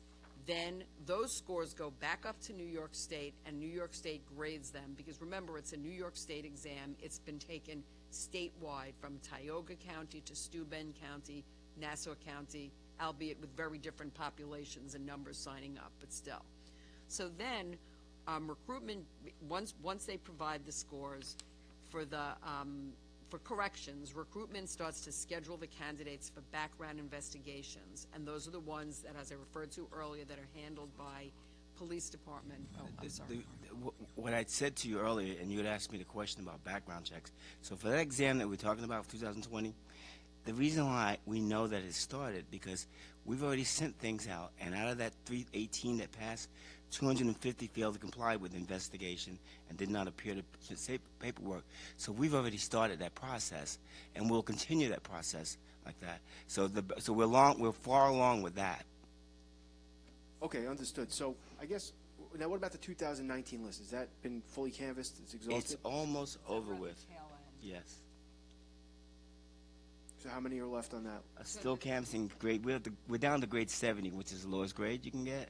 So we're pretty much at the end of that list. And just to be clear, that was a 2019 exam, but the list is established in 2021. Just, I want you to have the context there. There's only a few people Okay, left. so that 2019 exam was established in 2021. Correct. When did it begin to get canvassed? It begins to get canvassed once the list is established. Then we have to start to do some background investigations, because we can't canvass people who will be disqualified. So now the commission is conducting. Wait, hold on, not to interrupt you, but you just said before with the 2020 list, we started those background checks before. Yeah, the packages we The start giving out. packages go Right. out. The But request information. Right, so before we can do a background investigation, the packages of information have to be, there's a tremendous amount of paperwork. They have to sign waivers, permitting us to look at records. They have to provide transcripts, documents, whatever it is. And sometimes people do not do that at all. And then there will be no background investigation. So that's why we lost the batch of people even before the background investigations began. Okay, the people that are planned to be added, I think it's, what are the numbers, 24 and 24? What are those numbers? The ones that we're planning on bringing on? The ones that are, the 28 being processed for the January class. Right. They did everything right. They filled out all the paperwork. So it's 28? Yes. Yes. Are they from the 2019 list? Yes. Yes. Okay. What was the list before 2019? What year was it? 2016. 2016. So that Exam test. date of 16, list established 2019. Okay, and that was obviously exhausted at some point. There's one person left on that list. Now, do we have to go back to them and canvass them before? There's one person left. No. Yeah, there's one left on the list, which is, it's slated to expire. It becomes a in non. February. It becomes a non-select. You don't have to. Okay. You don't have to take the person, It's and a the person may non-select. not be interested. Okay, so just to wrap it up, the 2020 list will be canvassed in January of 23. That's when we hope to start. Yes, correct. Okay, Correct. and We can canvass more than one list at a time. We can do two, and that's what we'll be doing. 19 and 20. Correct. And out of the 68, so let me go back. The 19 list, how many are left? The test, the list that was established in 19, which is expiring in February of 2023, there's one person left. The test that was given in 2019 established 2021. There are 28 currently being processed for the January class, and that, I believe, exhausts that list. The 2019 list. The list established in 2021. I call it the 19 list because that was the date And the I'm test with was you. given, right? Correct. That's fine. That's All right, correct. so we That's got fine. 16, 19, 20. 16 will have one, 19 will be exhausted. Right. 20 will have 68 or 70, you're saying, right? Correct. So out of that 68 or 70, how many get canvassed out of that in January of 23? From what test? From which test? Wait, with the new, are we now on the 2020 Well, not the tw- yet the- established list? Yeah, the 2019 list is going to be Okay. gone. So already, 70 are going to be start processing out of Correct. that. 70 will process. Okay. right, And those 70 have passed the background checks, right? Not fully, no. Not fully, okay, no. okay. They're on their way. Not necessarily passing. They're on their way to provide the documents that we need to make the We've evaluation. sent out the paperwork to those Yeah, 70. either they picked it up or we asked them to come pick it up. Correct. And what has been the, based on your experience, how many actually generally pass the background checks? Is it a half, a third? something Can't else? really say. It's different with each list. But, you know, in terms of people who are ultimately approved and interested, because remember, you can pass a background investigation with flying colors, but you could then be contacted by corrections to come in for an interview, at which corrections can make a conditional offer of employment, and you can decline at any point, and this is with every single civil service examination, at any point you can be working for the New York State Troopers, you can be Right, you could in law decline the school. offer. You could be 1,000 things. Or you're in the military, so, Right. and you want to wait. 1,000 Correct. things. Okay, thank you both. City Roads. Executive Director, Judge, how are you? Fine. Am I correct in my understanding that the applicant would have to, in a separate from taking the test, the applicant would have to consent to allowing a background check to be done? They fill out paperwork that allows access to, for example, a criminal record, to employment, so that you can contact a previous employer, all of which are the ingredients in the background investigation prepared by police, AIU, the Applicant Investigation Unit. They're signing a series of waivers along the way. And sometimes it's medical also. Yeah. Yes. But my understanding, though, is that those waivers would be signed once they're contacted after the test has been taken, graded, And they pass the test. After they pass the test. Correct. Would it not be, and is there a reason why, and I understand it's the state that does this, but I may have some role to play in that. Is there a reason why, as part of when you're signing up for the test, why those waivers aren't signed as a condition to sitting for the test, so that once the list is established and the test is graded, we don't have to wait for them to send back more paperwork? So there is some initial paperwork, because there's the application itself, and that is what goes to my qualifications division, so that it can make sure that you qualify, just like for any other exam. So you're already signing a document that you're attesting to the accuracy of the information you're provided. You're revealing any kind of a conviction. There would be that type of work done. So why can't the waiver? I know, it's an interesting question, legislator, and I'm not sure that there's any impediment to doing that. And I will speak with both qualifications and recruitment as to whether that has come up before. We can look into whether that. you can We're look not into adverse that. to Yeah, looking if you wouldn't mind, Yeah. well, I can. we'll look into If you wouldn't mind, I'd be No, no, curious we'll what the answer we'll look is, into and perhaps there's Yeah. something Yeah, we we can, don't have a problem. we can do, Yeah. move that along. It's just when you've got from the time that the test is taken to the time that the list Right. actually you can act on is a period of 2 and sometimes 3 years. That's, Yep. any way we can shorten that Yeah, process. I understand your question, thank you. No, I appreciate it, thank you.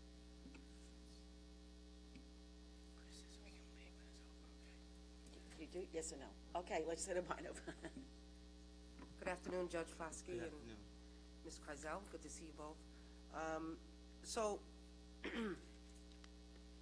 to Legislator Rhodes' question, as you look at that, you would have to see if there's a shelf life, because it's been my experience that when you sign those consent forms, that they're usually for a one-year period. But in this particular case, there might be an opportunity to extend it beyond that, that one-year period. So I have a question regarding civil service and the role you play in terms of looking at Nassau as it compares to maybe Suffolk. Like, so for instance, Judge Fosky said, we felt like we were limiting our pool by not allowing Queens and Suffolk to be able to apply for jobs here in Nassau. Have we looked at maybe other jurisdictions to determine if there's any other elements of eligibility that we might need to tinker with?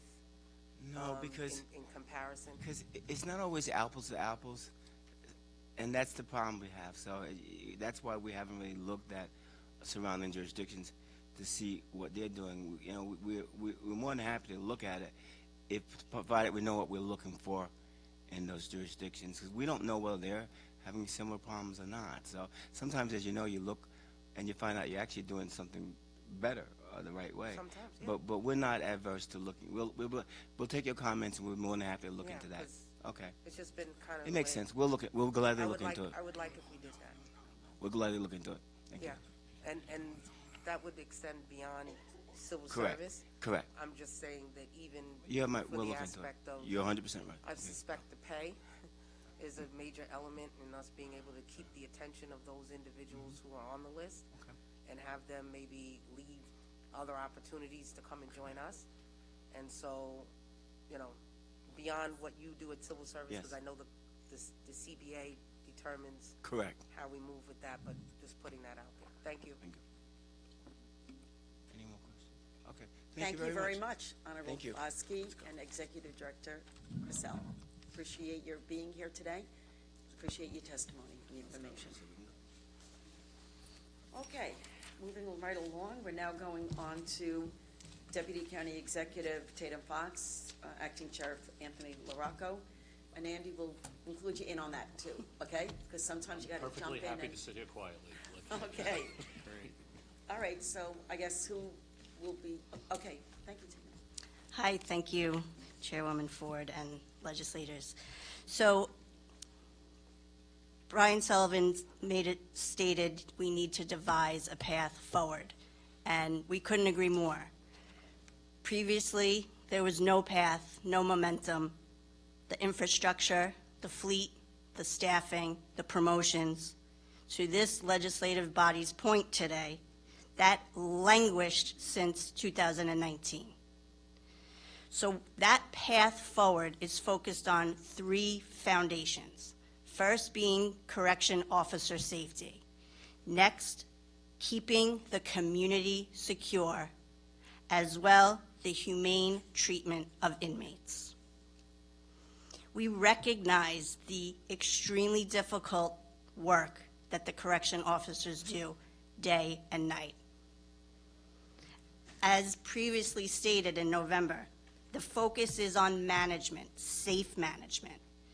And to that point, regarding overtime and our duty to the taxpayers to manage, I refer to Office of Legislative Budget Review's report to this body dated December 13th, 2022, and I request that be made part of the record. We have copies if you need.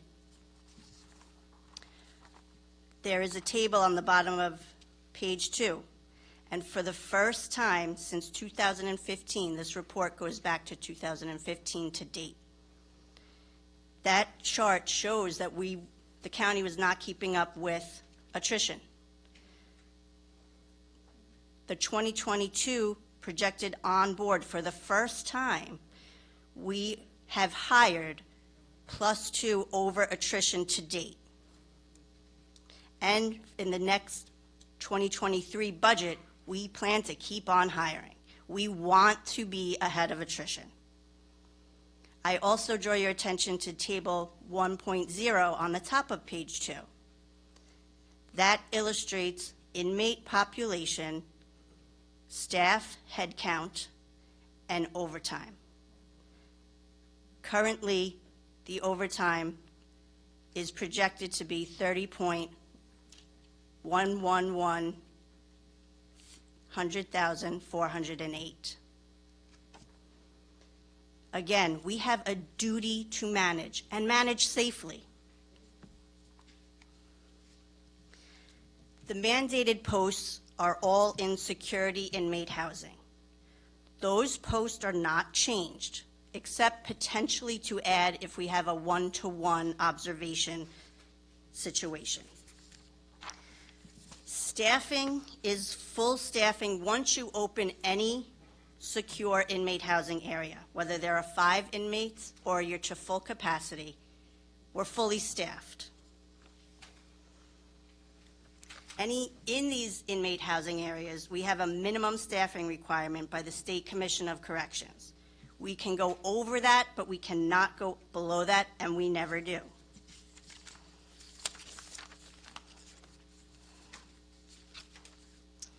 Some examples of redeployments. There were officers that work 4 to 12.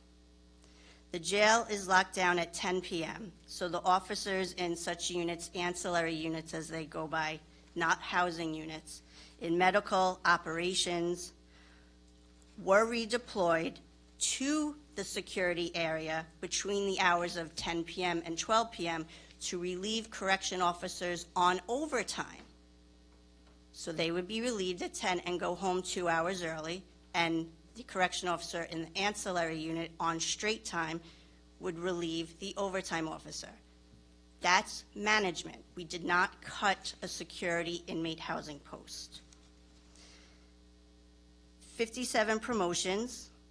The supervision, that all supervision spots are now filled. That was a big overtime driver because your supervisor's rate of pay is higher, so you're paying the more expensive overtime. Fill the spots, and that's exactly what the administration did. And as far as violating seniority, there are certain specialized units such as gang or canine, and we're guided by the memorandum of agreement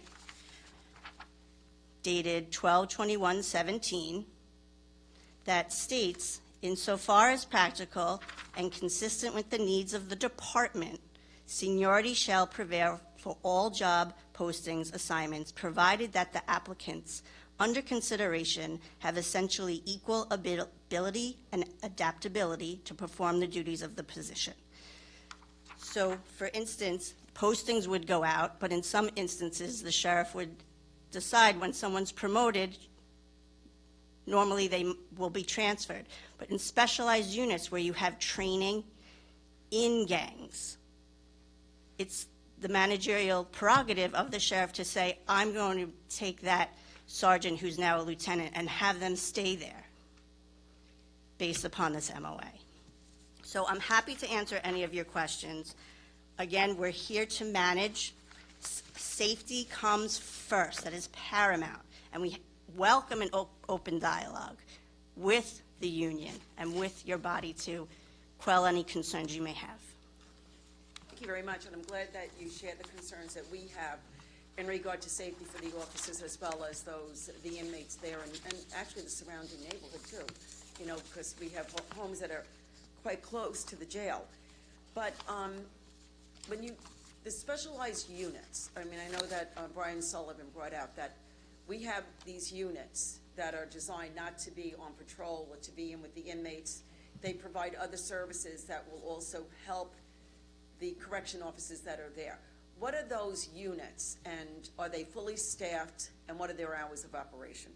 So I'll defer to the sheriff on some of that, but human resources, gangs, K-9. So meaning if a person is out, they're not backfilled in those units.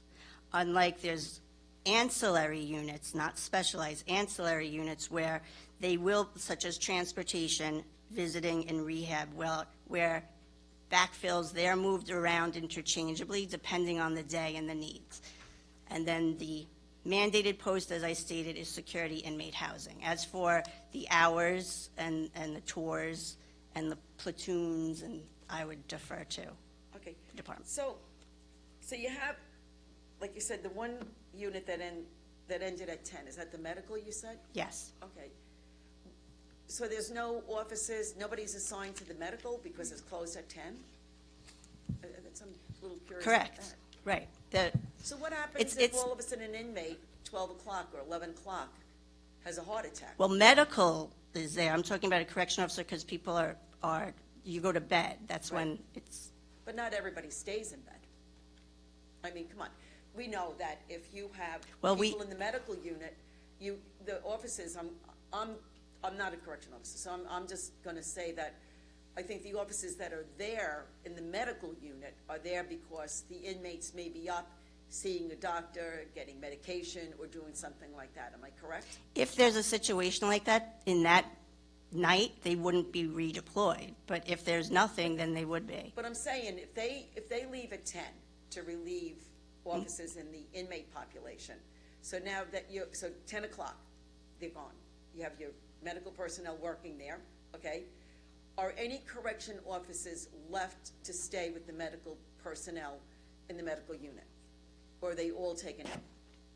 It's my understanding that they are all redeployed, except that there's an instance where they'll be kept there for a reason like you stated. Okay, so, but if we talk about then the safety of the officers and the inmate, and especially for the medical personnel, this seems to fly in the face of that statement because we're talking about, because there are inmates that are in that medical area, correct? I mean, you may have inmates, I've toured there, but I know they could have, like, maybe they have COVID, or maybe they have the flu, or maybe they have a stomach virus or something like that. They are there with a nurse and a doctor, whoever else is there. I misspoke. I don't believe all of the COs in medical are redeployed. All right, well, that's something I'd like to know, and maybe we could get a correction or clarification. Because my concern is when you do redeploy, you know, we're under the assumption that everything will be fine, you know, but it isn't always necessary. And it's not automatic, and I apologize. We can clarify that. Maybe he could give us clarification on that. With the medical, are all of the correction officers that are assigned to the medical unit at 10 p.m., do they all leave and be redeployed to cover, you know, 24 hours, yes. correction officers that go home because they're on overtime, to go to the inmate population? It's staffed 24 hours. Some of the ancillary units, as you heard from Deputy County Executive Tatum, are moved around to alleviate some of the overtime temporarily. They're not kept there, and they're moved back to their ancillary units when not necessary. So I would say that you're asking the question, does medical still stay staffed? Yes, it does. So you keep, all right, so but then, so if you move correction officers at 10 PM from the medical unit, because you are, that Right. was a statement that was made. that Right. They are moved. And now, in order to alleviate, now you're gonna cut down on overtime. Okay, so you're gonna cut down on, say you have 10 officers that are gonna be relieved, so that's 20 hours of overtime, okay? Right. So that's it, and every day you're gonna do that, all right? So, but then you're saying that they don't stay there, they go back. I mean, Right. why would they, you can't leave, but I thought you had to keep them there because the inmate population, you were required to keep a certain number of correction officers Well, in where the housing unit with the inmates. So No, what are we doing with these? security slots? is never cut. It's, they replace mirror reliefs, things of that matter, but then they also are returned to the ancillary positions when not necessary. So, no, it's not, security is never cut. The amount of correctional officers we have in the security positions are not affected by this. All right, yeah, but I'm asking about like say with medical, and I'm not familiar with all the different. I like said, apologize. I think there's I confusion caused here, and I this just wanna get confusion. this clear, yeah. And I want to clarify, I did cause this confusion. Medical is 24/7 with correction officers. Some may be redeployed for that 10 to 12 that I discussed. But why would you deploy them if you have people there that are with the nurses and the doctors or whoever they are? They're there, and the other people, medical at that point is emergencies only. There's no appointments. So so do we keep nurses and nurses, let's just say nurses and doctors, okay? Are they there 24 hours a day at the jail for medical? Yes. So they are there? Okay, Correct. so those civilians are there, correct? With correction officers. Okay. So how many correction officers then are assigned to stay in the medical 24 hours a day? That varies per day, but we can get back to you with what the staffing amount is.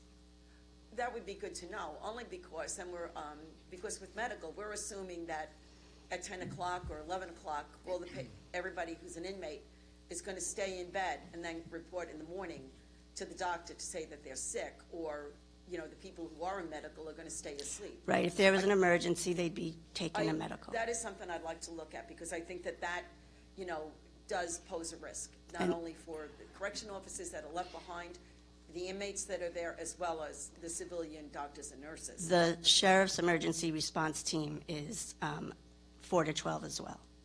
That's the CERT? Correct. Right, and that's fully complemented now, right? That's Yes. fully. Okay, so we have that, all right. So how many secure and non-secure positions do you have in the jail? I believe it's pretty much 50-50, but I don't have a breakdown. Okay. Sheriff, can you enlighten us on the breakdown of the secure and non-secure? I can get those numbers for you. I don't have them at this moment. Okay, I would appreciate it, because Sure. we did plan on this hearing, and I felt we gave you ample time, okay? But, so, all right, but we will expect. Sure, of course. Those answers. Legislative Ford, if I just may, if you're going to be asking questions of me and the sheriff did just want to make a brief statement, if you would allow him that opportunity. All right, thank you very much. Yes. I apologize if I. That's no problem. I've prepared this written statement that I would like to read to you that may answer many of your questions and concerns. And after I do, I'll gladly field any questions that I have not answered to your satisfaction. I took control of the Sheriff's Department on September 6th of this year, and in that short period of time, have fully embraced my responsibilities. A little over 2 months ago, I appeared before you here today and made it very clear that I would never sacrifice the safety or security of our correctional center, which in doing so would create an adverse effect and jeopardize the safety of either our staff or the inmates alike. So please let me reiterate that our mission has not changed. With the full support and commitment of our county executive, we have enlisted 47 new correction officers and lost 45 correction officers through attrition. I am glad to announce this has been the first time in many years that we can keep up with the loss of officers from year to date. Also, we are moving forward hiring additional officers in the near future.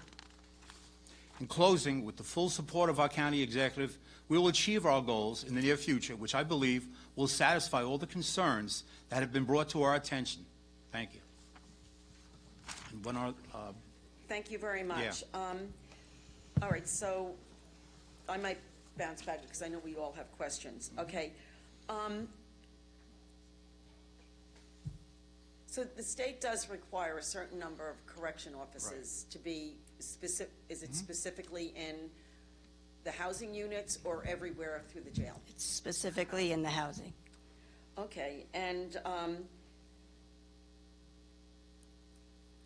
was a question. Oh, you know what? I'm going to no, I know what it is. We have, you have currently 740 correction officers, correct? Okay. How many of those officers are out on medical leave?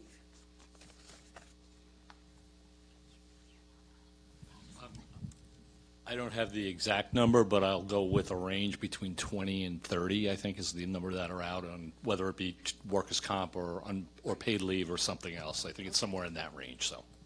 So then actually, so that would be, at times might even be down to 710 correction officers, correct?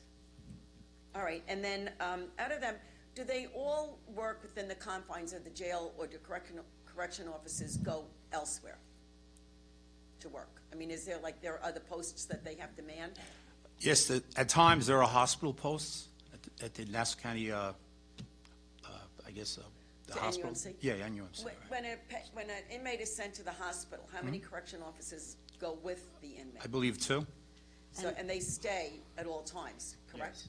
And that there's an MOA that sets forth the staffing requirements per inmate in the hospital. But it's 2 per inmate, right? You can't have it like if you have 4 inmates, you don't have 2 correction officers. It goes up, it's staggered, so 1 inmate, 2 officers. By the time you get a 3rd inmate, you need a supervisor, you need another CO, and it graduates up. So those personnel then are removed from the actual jail, and they're in a separate building away from what's happening within the confines of the Nassau County Jail, correct? Correct. Okay. I have other questions, but I want to give opportunities. Legislator Georgiou. Thank you. Sheriff, if you could do me a favor and just explain what the role of Mr. Sposato is. Is Mr. Sposato here today? No, he's not. Do you know why? Because he's not the sheriff.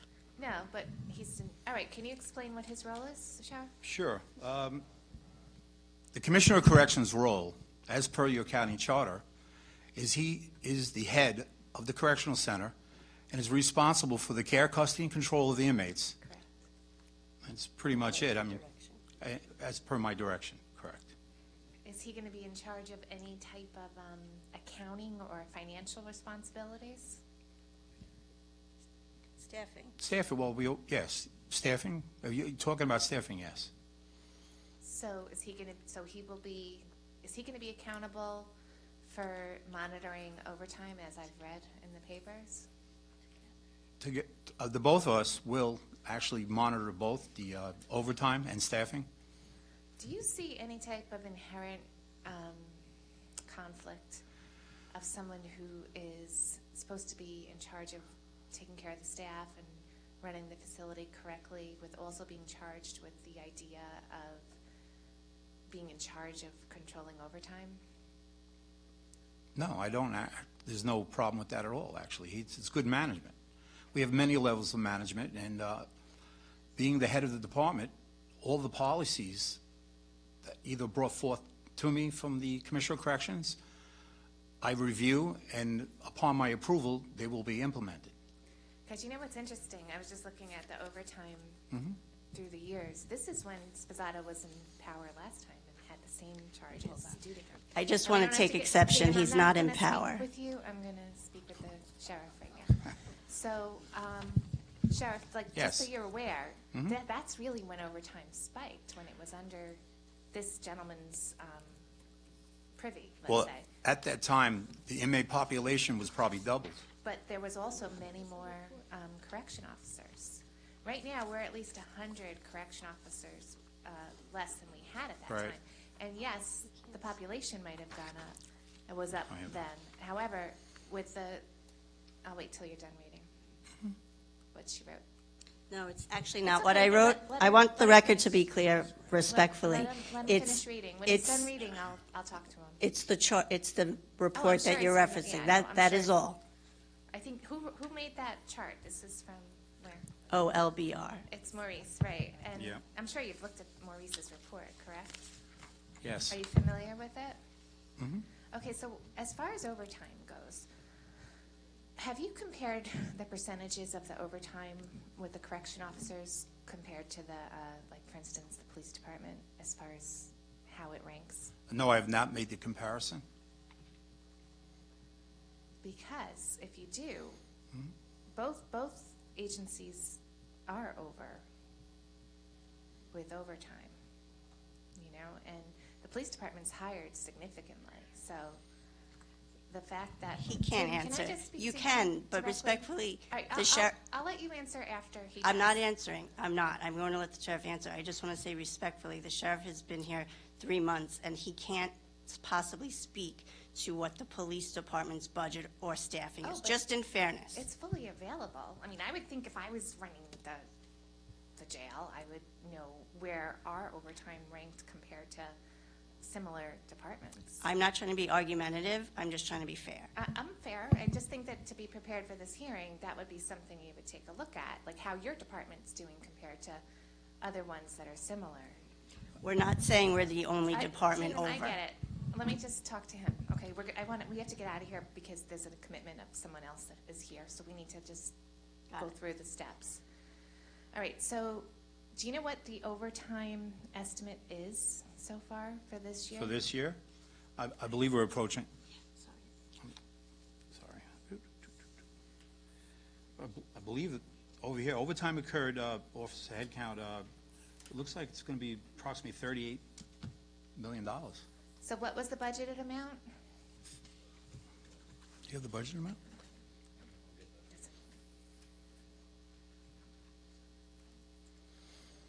The budgeted amount for this year that you're managing? And I do apologize, but it's only been 3 months. I know, but And it's it's a just lot good to to take know. in. It's baptism by fire, and It's good to know what it's your not a simple budget job. is. No, I'm not, I Trust understand me. that, but I would think you'd know what your budget is for overtime. For 2022, it is 20.8 million.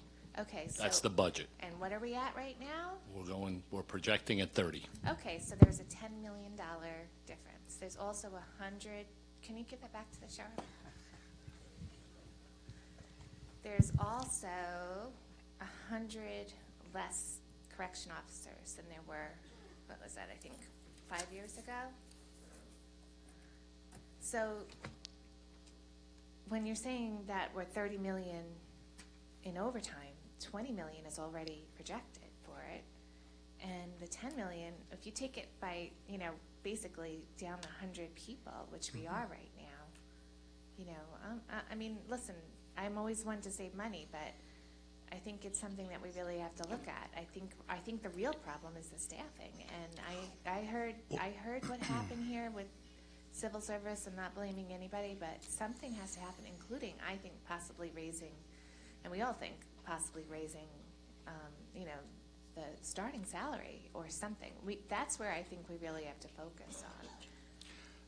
You know, the head count in 2015 that you mentioned was probably approximately 1,500 inmates. Correct. But number one, these inmates, as we all know, are pretty severe, let's say. They're very, I'll say they could be dangerous. The potential of them being dangerous is much higher than what we used to have, number one. Number two, we're limited to how we can treat them. We can't, as President Sullivan said, we can't put them in, we can't discipline anyone the way that they used to by putting them in, taking them out of the population. They're in the population now. And yes, you know, they were there prior, but it's just their job is harder now in Right. a lot of ways, you know, dealing with these people and not having some of the tools. And I'm not a one for long-term solitary confinement, don't get me wrong. But they are limited to certain things. There are certain things going on with the building that limits them to access to certain areas. So the fact that there are less inmates isn't really, it's not inmate per inmate. It seems to me anyway that these inmates are serious offenders. They need special treatment. All right, we're down 100 from, you know, from where we should be. So that's a problem right there. And the overtime that everyone is beating everyone up on, honestly, I think it's from what I'm hearing, it's less than, as far as if you do the percentage, from possibly with the police department. So, you know, what I feel bad about is the morale of these guys. It's a difficult atmosphere. I've been there a number of times. The roof's leaking, as Legislator Bino mentioned. The filters at the time were full of dust. This is before your time. But, you know, it's a real tough occupation. And, you know, I hear that many of the people that take overtime are ordered to stay. You know, many of the new hires are ordered to stay not only for their shifts, but then weekends. You know, I don't know what the percentage is of this overtime being ordered, but we gotta look at it that way. It's not just coming in and cracking the whip. Like, that's bothering me, that statement and that mentality. It's more looking at the fundamental issues as to how we got here. And again, I wish I thought for sure Mr. Sposato would be here, because I'd like to hear what his, you know, what you described, his job description is very different from what I heard from the administration, as well as, you know, it's very different. It's, you know, I heard he's gonna come in and fix overtime. And that's what the papers are saying also. And again, you look at his record, I don't know if he's the guy, because when he was there, it went skyrocketed.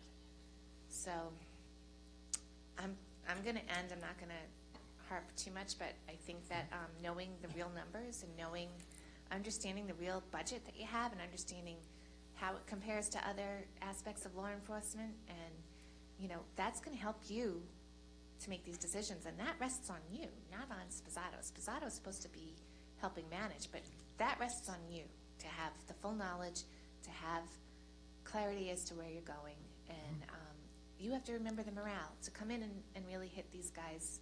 I've been hearing it for months, and it's really bothering me, and you really got to look at who's being ordered to stay there, and you can't order someone to stay and then criticize them for having overtime.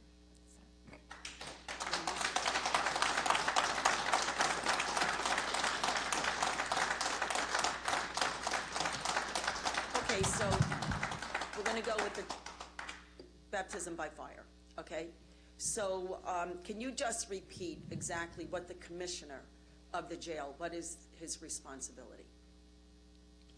His job description? Okay. Once again, as per the county charter, Right. he is head of the correctional center, and his responsibilities for the care, custody, control of the inmates and the day-to-day operation, but he reports to me on a daily basis. So it doesn't mean that he's the head of the entire sheriff's department. He's the head of the corrections department. And I didn't write the county charter. It's there. No, I just Black wanted and to know, white. because Yeah. you know, I sort of heard half of it. And to address just one other thing, as you heard here today from both Civil Service and DPW, that we are moving forward with all these issues. As far as the roof leaking, we're trying to get the monies. It was, the vehicles were approved but not funded. That was another issue. So we're trying to get around all these things. And once we do, we will be moving in the right direction. It's going to take time. Rome wasn't built in a day. We will get there. Then ask him to call the capital plan. It's been sitting there for Well, 6 months. right, well, the capital plan was shot down here at the No, ledge, no, wasn't that it? was just an We're not going to amendment. argue about the capital plan. That was an amendment. The new capital plan was agreed on less Okay. than 30 days later, and it's been sitting upstairs for 6 We months. need to have the capital So plan you brought to have us. power, you use it. All Right, right, so thank you. considering that the responsibility is the care and the safety of the inmates, according to Sullivan, President Sullivan, I didn't mean to just use your last name, I apologize over that, that with use of force, Right. they had, I guess in 2018, 1,000, out of 1,100 inmates, there were 1,099 inmate injuries, varying kind, okay? So now we're in 2022, and with only 750 inmates, we have 1,282 inmate injuries, which flies in the face of the mission of the jail, and then with the mission of the commissioner. If he is charged for the safety and the care of the inmates, why are these numbers so high? Well, the only numbers I could address right now would be from when we took over, which is September 26th. And if I look at the numbers of use of force from September through December, September, there were 23 uses of force. October went down to 13. These numbers fluctuate Right. on a regular basis. November was up to 25 again, and here we are in December, there's 4. I As per- understand that, but what I'm saying, and So- I appreciate the fact that you're new Right. on the job, I'm not, you Yeah. know. But we're talking about a jail that has been neglected in all this time. So, you know, so now, when we look at the issue of HALT, now, Right. many years ago, I toured that jail, okay, and we went through it, and we went through an area where the most dangerous of criminals, I guess, were there, and they were, like, we walked down this hallway with, you know, I guess the bars there, and then there was a space. Yeah, B building. Yeah, and there was Right. a separate area, and the inmates were like just unbelievable, you know, I never, and it turned out soon after we were there that it might have been the same individual. I guess maybe he was going to, I don't know where he was going, but he ended up hurting 6 correction officers, had to go to jail at that time from one person. So now we're looking at, the fact is that they can't do that anymore. That person will always have the right to be in with the general population, which is now posing a risk for the inmates as well as the correction officers who are there, you know, trying to keep peace, and with the number of gangs, I mean, we have, and the gangs don't get along. They're not friends with one another. They want to kill one another. They're in between. So my question then would be that we're looking at maybe rather than right now, trying, and I understand to all the residents that are paying taxes, okay, that, yeah, would like to cut costs and stuff like that. But is it so prudent at this time to start cutting the costs when we're looking at the safety and the care and concern of the inmates and the correction officers are at risk? So we got to pick one or the other at this time. And I think that what we need to do is, I think that even with the training, what is your idea, okay? Have you considered, I'd like to know, what would you propose as the sheriff, of the person who's overseeing the jail? What ideas do you have in trying to encourage people to take the correction officers test and become correction officers? Well, obviously, the salaries should be increased to do so. I mean, But when I'm not trying to put you on the spot, when I'm just saying that there is an urgency to all of this. When we Right. look at, you know, we look at, and we do compare the police department. So, you know, Commissioner Ryder has these young people that go out Right. into the community, and they're like all these, you know, they're coming out emissaries, like, you know, to show you could be a police officer. I love being a police officer. They have nice little uniforms on and whatever, and they encourage young people to come. Do you have that? Does the jail have, does the jail have this? Do they have that type of program where they actually they'll go out to high schools to say, what are the benefits of becoming a correction officer in Nassau County? we've done job fairs at the community college and other Right. locations. But so does the police department, everybody Right. does, nursing, whatever. Mhm. But when we look at, and we heard from civil service, 70 people are going to be considered next year. 70 people, only 400 people took the test. Right, okay? and I believe That is insane. I believe, unfortunately, the contract failed, Yep. but getting wage increases, increasing the salary, getting senior officer stipends, all that things make the job more attractive, that we can recruit on. This is a great job. You have a pension. You know, people want to be able to have stability and know what what their mortgage payment's going to be. So hopefully we can get to a contract that passes, and then we can say, this is what you get when you're on the job. That will impact salary. Are we back in negotiations? We will be, yes. We're in it, but we haven't sat down again formally. And when do you plan on doing that? Soon. Not to put you on the spot, but I am. We have a lot of negotiations going on right now, so Okay, and I with hope that you look other at maybe unions. to try to canvass the members that voted against the contract to find out what was the sticking point. Why would they turn down a contract like that? I mean, I think that's very important, because we need to start elevating correction officers. We need to make it so that young people will look at them and to say, this is something that I'd like to do. There are people that need jobs. Unemployment today in Newsday for the young people, what is it, how many percentage? I forget what it is, but it's like a dire number of, so maybe we could capture some of those young people, and that's something. And I think that we have to then, whatever job, whether or not you're the commissioner or if you're the sheriff of the jail, clearly define your roles, okay? I think that when you look at the care and concern of the inmates and everyone else, that should not have a price tag on it where you're fearful of spending more money. Because sometimes in order to protect the people in this environment, you have to give a little bit more money, and I think that's very paramount. I just want to also jump over, okay, I also want to jump over then with the visitation. I hope I'm not stepping on your toes there, Sela. Okay. But when I was there, yes, you told me that as a result of COVID, the visitation, they have to do, they do online go online. appointments? All right. Right. So why isn't visitation allowed on the weekends?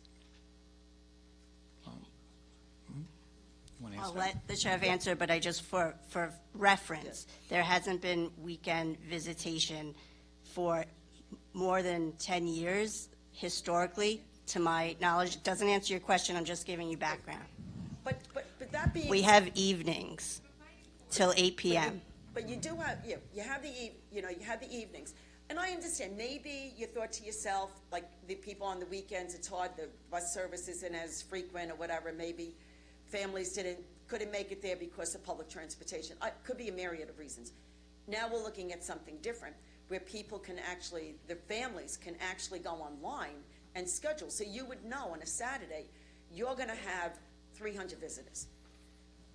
We can take that under advisement and discuss that with you. I would encourage you that you look into it and seriously change the policy, because I think it is unfair. And that's another, because when you look at this, when we talk about the health and safety and the care and concern of the inmates as well as the correction officers, one of the things we know that sometimes can calm people down, especially when you're incarcerated, is when your family comes to visit you and you get to see it. It could be a father in jail gets to see his son.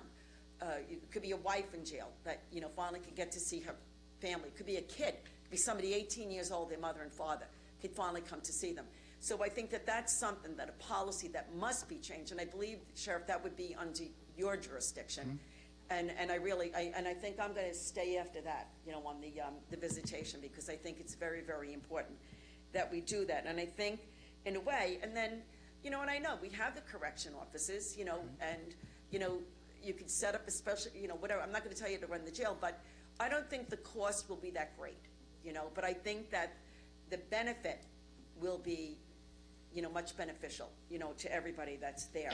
I just have...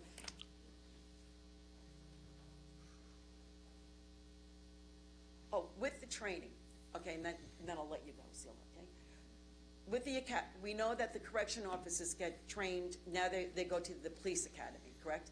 So when there will, I just want to make sure that there will never be any delay for them to start a class due to Nassau County Police.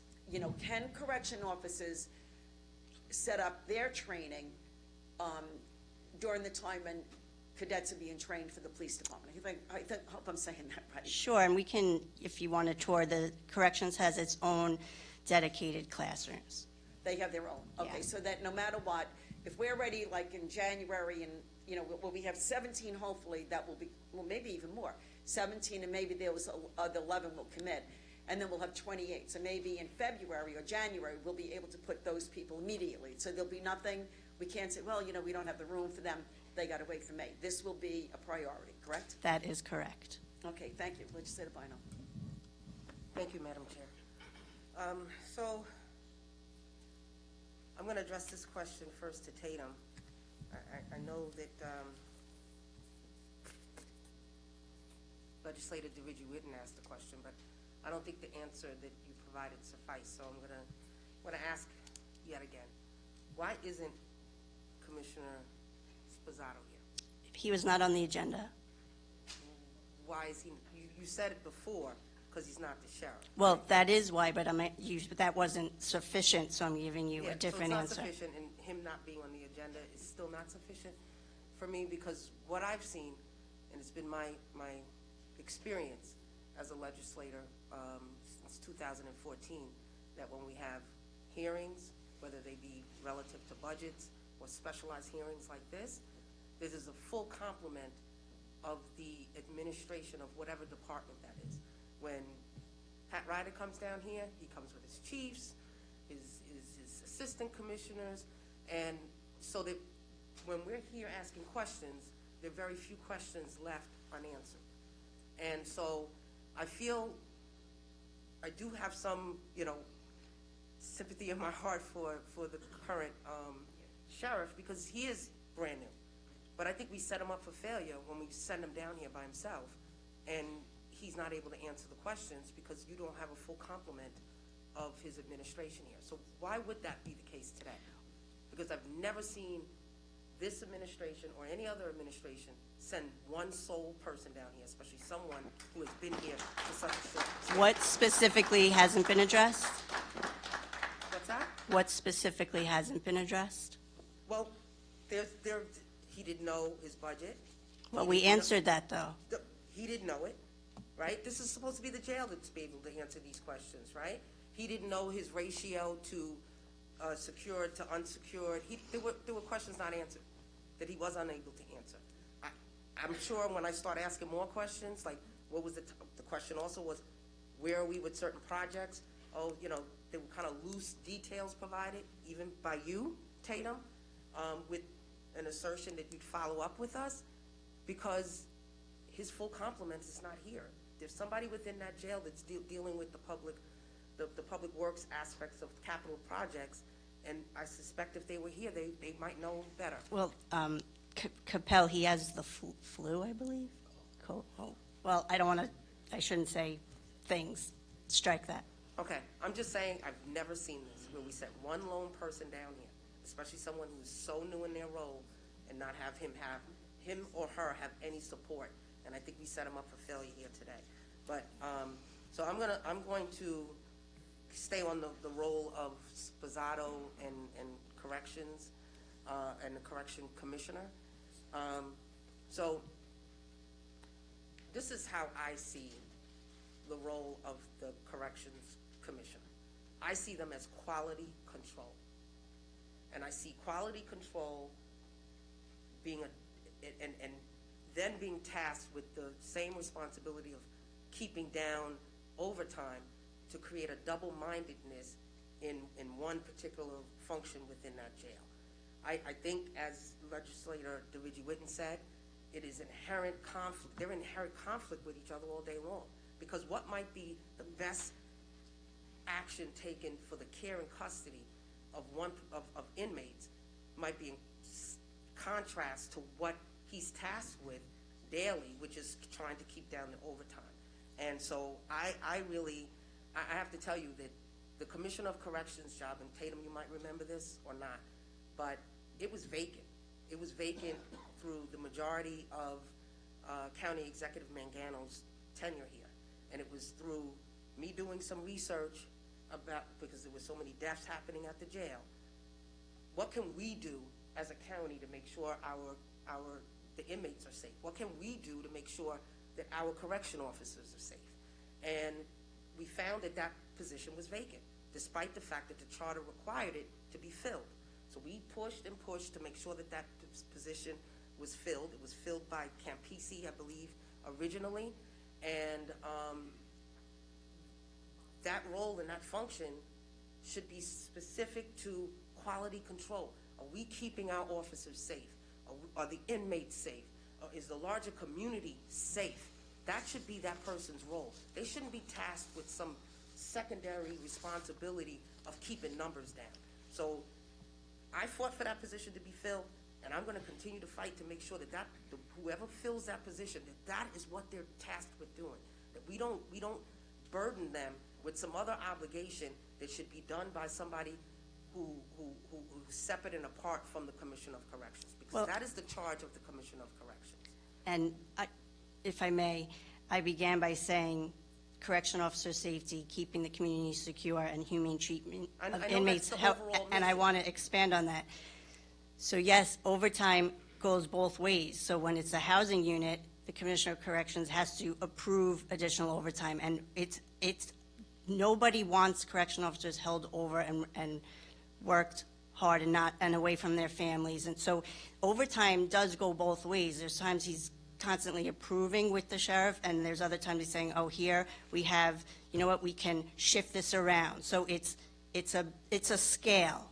So I hear you, but when I start hearing numbers of the use of force where correction officers had to do that level of protection, when I hear, you know, to maintain safety, when I hear that the officers themselves are being injured, I do think, and I'm hearing that corrections overtime is skyrocketed to $30 million.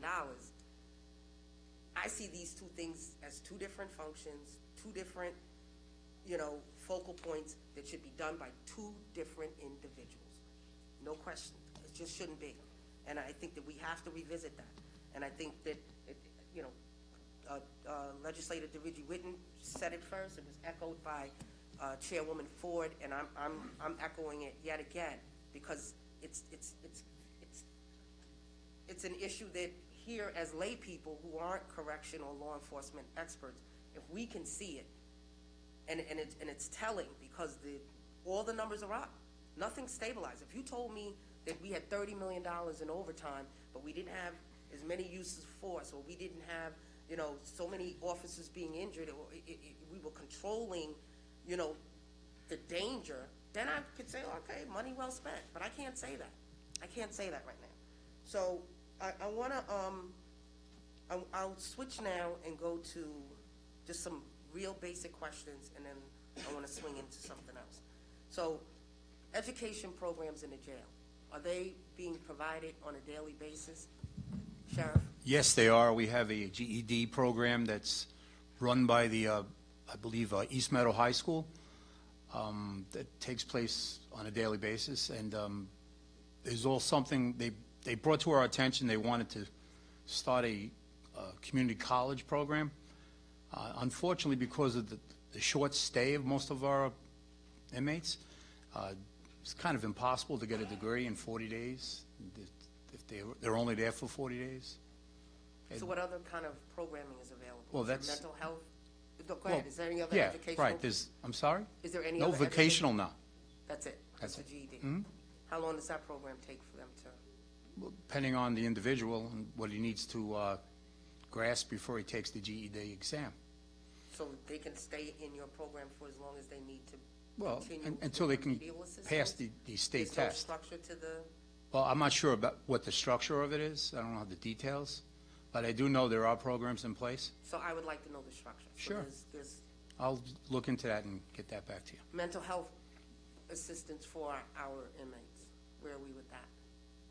We have mental. How is that provided to them? We have mental health personnel that come into the correctional center and deal with that. Okay, and how does Mhm. the inmate avail themselves to that? That I wouldn't know. I would have to look into that for you. I'm sorry. They would put in a slip for medical, and NUMIC provides mental health as needed. They could get a psych eval. It's done during intake always, and we have mental observation as needed. Are they referred sometimes if an officer? Yes, they are. They could be referred. We also have some inmates that are no longer housed with us due to mental health, and they'll be in a facility. No, meaning they're housed with you, but an officer identifies that there might be an issue with a particular inmate, will they then make the referral for that inmate to get Yes. some level of service Yes. there? Okay, and The is there a wait officers- list, or how, let's. It's let's- triage like any medical. And, you know, the officers do a very good job at being observant and noticing, you know, that inmate's not being themselves today. And so, is there a wait list for that program at all? Are people getting, like, care immediately? I will double check with NUMIC on that for you. Mental health training for our employees. Yeah, mental health first aid training. I just want to there's 3 mental housing units in the facility. Just to go back to what you had asked a minute ago. Okay, so since you went back, Yeah. drug treatment and The program, it was called DART, program. but I think it's changed the name now. But what is it There change? is- Sheriff, if you could bring the mic a little closer. Yeah, I'm sorry. now. What is it changed Yeah, to? it was called in the past the DART program, and I'm not sure exactly what they call it today, but it is in place and it's utilized by many inmates. Is that the only drug treatment program that's in the jail currently? I believe so. Thank you. Mental health training, Sheriff? For your officers, that employees? is? Yeah. That I don't have the answer to either. I mean, I would check with the academy, see where that training comes from. Supposed to come from Human Services. Okay. So yes, please check with them. The other question? I was going to expound on that, but Okay, so then in terms of mental health and, you know, depression, suicide amongst our officers, do we have any figures as it relates to that? No, I do not. Okay. I think we should try and research that. We found amongst our police officers that it's in a high, you know, that it's increasing. And in fact, it was the highest cause for death amongst officers and even retired officers. I was fortunate enough to attend the training last week at the academy. It was offered to police officers. I was there on the final day, and I sat in for part of the training, and it was very powerful. And I think it would be great if even we provided that level of assistance to our correction officers. They're under very, very, trying conditions at the jail. Some that are physical in nature that we're still trying to get improved for them. But many of, they come in and get locked down every day, right? And so the conditions in that jail, and under that type of work environment, while we're trying to improve it, we know that it'll still be a challenge, even if it was a pristine physical condition. And so we need to be providing our officers with a level of support that keeps them mentally healthy and well. So I'd like to know what's in place for that. Do you avail yourself to those services for your officers? Yes. You We do? have services. In what way? You want to answer? there is, as you are aware, EAP, Employee Assistance Programs. Nothing beyond the EAP? So we're not doing seminars or anything like what PD is doing? The Wellness Committee, I would have to get back to you about. I didn't review that prior to coming today. And sometimes we don't need to reinvent the wheel. Sometimes we could just include corrections so they don't feel like the stepchild of law enforcement here in our county. Okay, so I'm gonna go now, I think, one second.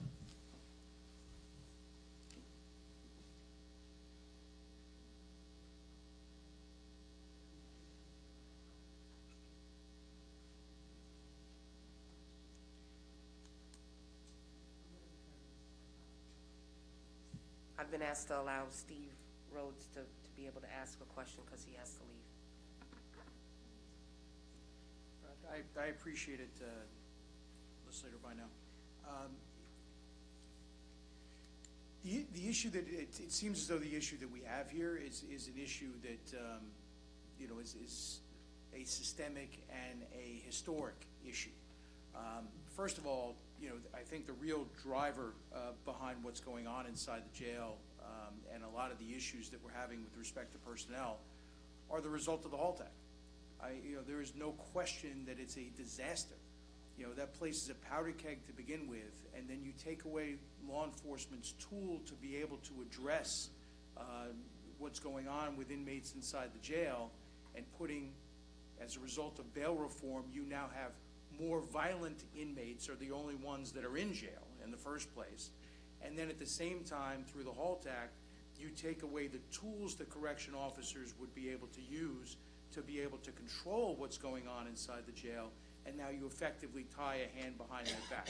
So I think, you know, it's something that we can't address at this level, but something that needs to be addressed at the state level is the repeal of the HALT Act. You know, that's number one. You know, you also have a situation where you can't keep correction officers. You know, the fact that historically it appears as though corrections has been ignored, in the sense that you've had now, I don't know if they're historic lows in terms of the number of correction officers that we have, but you see a direct correlation between a reduction in the number of officers in conjunction with the HALT Act and the increased amounts of violence going on inside the jail. You know, our primary mission, as Deputy County Executive Fox mentioned, is to protect our correction officers and to protect the inmates and to protect the community, right? Those are the three functions. You know, but we see that if you know, if the public was aware of some of the incidents that are going on inside the jail behind closed walls, if the public was aware of that, if that was occurring out on our streets, they would be clamoring for reform. They would be clamoring for increased headcounts. They would be clamoring for all the things that we're seeing the public clamor for as a result of bail laws and increased crime that's on the streets. That same correlation isn't being made inside the jail because people don't see what's going on inside of them. The fact that we actually have more correction officers hired by 2 than we lost this year, and the fact that that's actually an improvement over what's been going on the last 4 years is really sad in many ways. You know, the bottom line is, whether it's a problem with civil service or if it's a problem with our recruitment, we need to do a better job than what's been going on for the last 5 years, bringing our head count up. Because the only way, if the HALT Act isn't going away, the only way for correction officers to be able to deal with what's going on inside is to have more manpower to be able to resolve issues that are going on inside the jail, to have more bodies. You know, if we want to make the job more attractive, then we have to give these individuals a life to be able to have outside, right? We can't continue to call people in on overtime and just worry about cutting costs and cutting costs and cutting costs on overtime. One of the drivers of overtime is the fact that you don't have enough people to fill your staffing. You know, if we had more manpower, we would be able to lower overtime. That's kind of the balance that goes on between the two. But the job is simply not attractive now. You know, they're inside a powder keg. You know, it's more dangerous, it's more violent now, you know, and we're not providing them the resources, despite the administration's efforts. We're not providing them the resources to be able to protect themselves, to protect the inmates, and protect the community. So, do we have a path forward at this point to get past the, okay, we budgeted for an increase in head count of 80 in this year's budget. We have an increase in head count of 2, right? That's progress, because we were losing people net, you know, number of retirements versus the number of hires in the 4 previous years. But what's the path to be able to move that forward so that we can actually get up to a head count where we can accomplish protecting our inmates, protecting our correction officers, and protecting the public? Thank you, Legislator. I think your remarks were spot on. You're correct. 2 is nowhere where we need to be, 2 over attrition. And we are mindful that in 2023, 24, 25, there will always be attrition. So it's not just getting ahead of it in a moment of time. It's getting ahead of it, and the way to do that is to get bigger classes, that the class that goes in is bigger than the anticipated attrition rate, and you have to consistently do that. So that's what we will be working with the budget office to trend that and try to determine class size to be bigger than anticipated attrition size. Well, yeah, but if you have a budgeted, if you want to increase the head count by 80, like we wanted to last year. Right. You know, we have to, if we anticipate that we're going to have 40 retirements during the course of the year, you got to put 120 people through in order to hit your head count, right? Agreed, and we're constrained with the layered process to get people in, but we agree. It's a timely process, so sometimes the attrition's happening before we can get the class in, and we're trying to get ahead of the curve for the first time. Okay, so other than, how do we fix the situation? What can we do to assist in fixing the situation? I think you do help fix the situation by making it known that we need to get ahead of attrition, and if there's anything that we need from this body, we appreciate reaching out to say this is what we need to make this work faster. Is it trying to streamline the civil service process? Is it investing in recruiting? Is it an increase in the base salary? What in your estimation, both to the sheriff and to the deputy county executive, in your estimation, where's the solution, or is it all three? I was just going to say that's a complement of all three. Okay. I appreciate it, but it's a situation that has to get fixed. We can't continue to subject our officers to what's going on right now. It's not fair. I think we're in agreement on that. We are. Thank you. Thank you.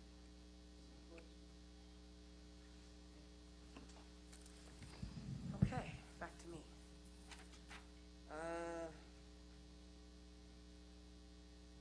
I will bring up for the record, though, my colleague just showed me that in 2018, we were able to hire 62 individuals. Attrition was 41, and we had 21 in the balance. So whatever the secret sauce was for that time, let's go back and Agreed, that was the biggest class we had in let's a bring very that back long to the time. table. Agreed. Okay, very good. So now I'm gonna flow into Board of Visitors. Who's on that board now, at the Board of Visitors? Forgive me, I can get the list and I can get their terms as well. I don't have that in front of me, but there is a board, and I can get to you when they last met, who's on it, and what their term is, whether it's expired or not. Because from a letter that I have dated from March of 2017, it definitely solidifies exactly what their roles are supposed to be. And this is from the county attorney, right? Because I've been working on Board of Visitors, and it states that they're an advisory entity to the sheriff. And the board is required to periodically report directly to the sheriff to do so. And so, Sheriff, They haven't reported in the last 3 months, so, what about prior to that? well, it was before my tenure as the Yeah, but acting you sheriff. haven't had any conversations with anyone? No, I have not, no. I know that much of the undersheriffs are new as well, fairly new. But that hasn't come up yet? No, it hasn't. All right, so that's something that's another thing that we've put together quite a list just during my little discussion of things that need to be answered. Operations, I was asked to break out facilities from capital to just operations. So I'm asking about the ducts, and so you had the benefit of having me ask the question to Commissioner Arnold before, so I'm following up. Have the ducts been cleaned? The maintenance of the ducts you're talking about? That is correct. Well, our maintenance units, I would hope periodically look into that and clean them. I would have to have my director of maintenance, or Pete Capel. If he was here, you could answer that question. Unfortunately, he's I ill. was gonna come back to you. I figured you'd text somebody. I tried and that. say, He's tell not, me what's going on with the ducks over here. no, I did try that, and he's not feeling well. Yeah, the ducks were, like I said, they were visibly, Yeah. dirty when I was there, and we asked for them to be cleaned, Mm-hmm. and according to, that was a Sure. walkthrough in December 2015 that I conducted, when the ducks were dirty, and I said, they cleaned them after that. That I know, but I just wanna know when was the last time they were cleaned. And I also wanna know how the elevators are operating there. That was a challenge back in 2015. Are they fine? Are they operating fine now? To my knowledge, they are. I haven't had any complaints on the elevators. All right, and the bubbles, where the officers are actually conducting much of their work in the housing area? No complaints. Have they I'm sorry. been assessed? Have you been able, since your tenure, All right. do a physical assessment of what might some- need some attention there in both the housing areas and in the areas in which our officers work? In some of the buildings, not all the buildings. For the 832 building, I've actually been to most of the housing areas, but I have not been in the B building yet. Okay, and so your plan is to get to the B building and then provide some level of a physical assessment? Yes, I will. Okay. I think we'd all love to know what that is when it's completed. Are you affirming so? that you- Yes, yes, Okay. sorry.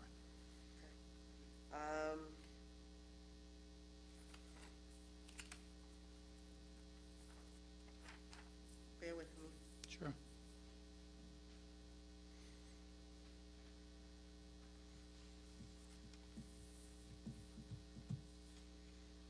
Okay, I guess I'm gonna yield. I would have been shorter had I gone before my colleague Rhodes. But there you go, I'm done. Thank you. Thank you.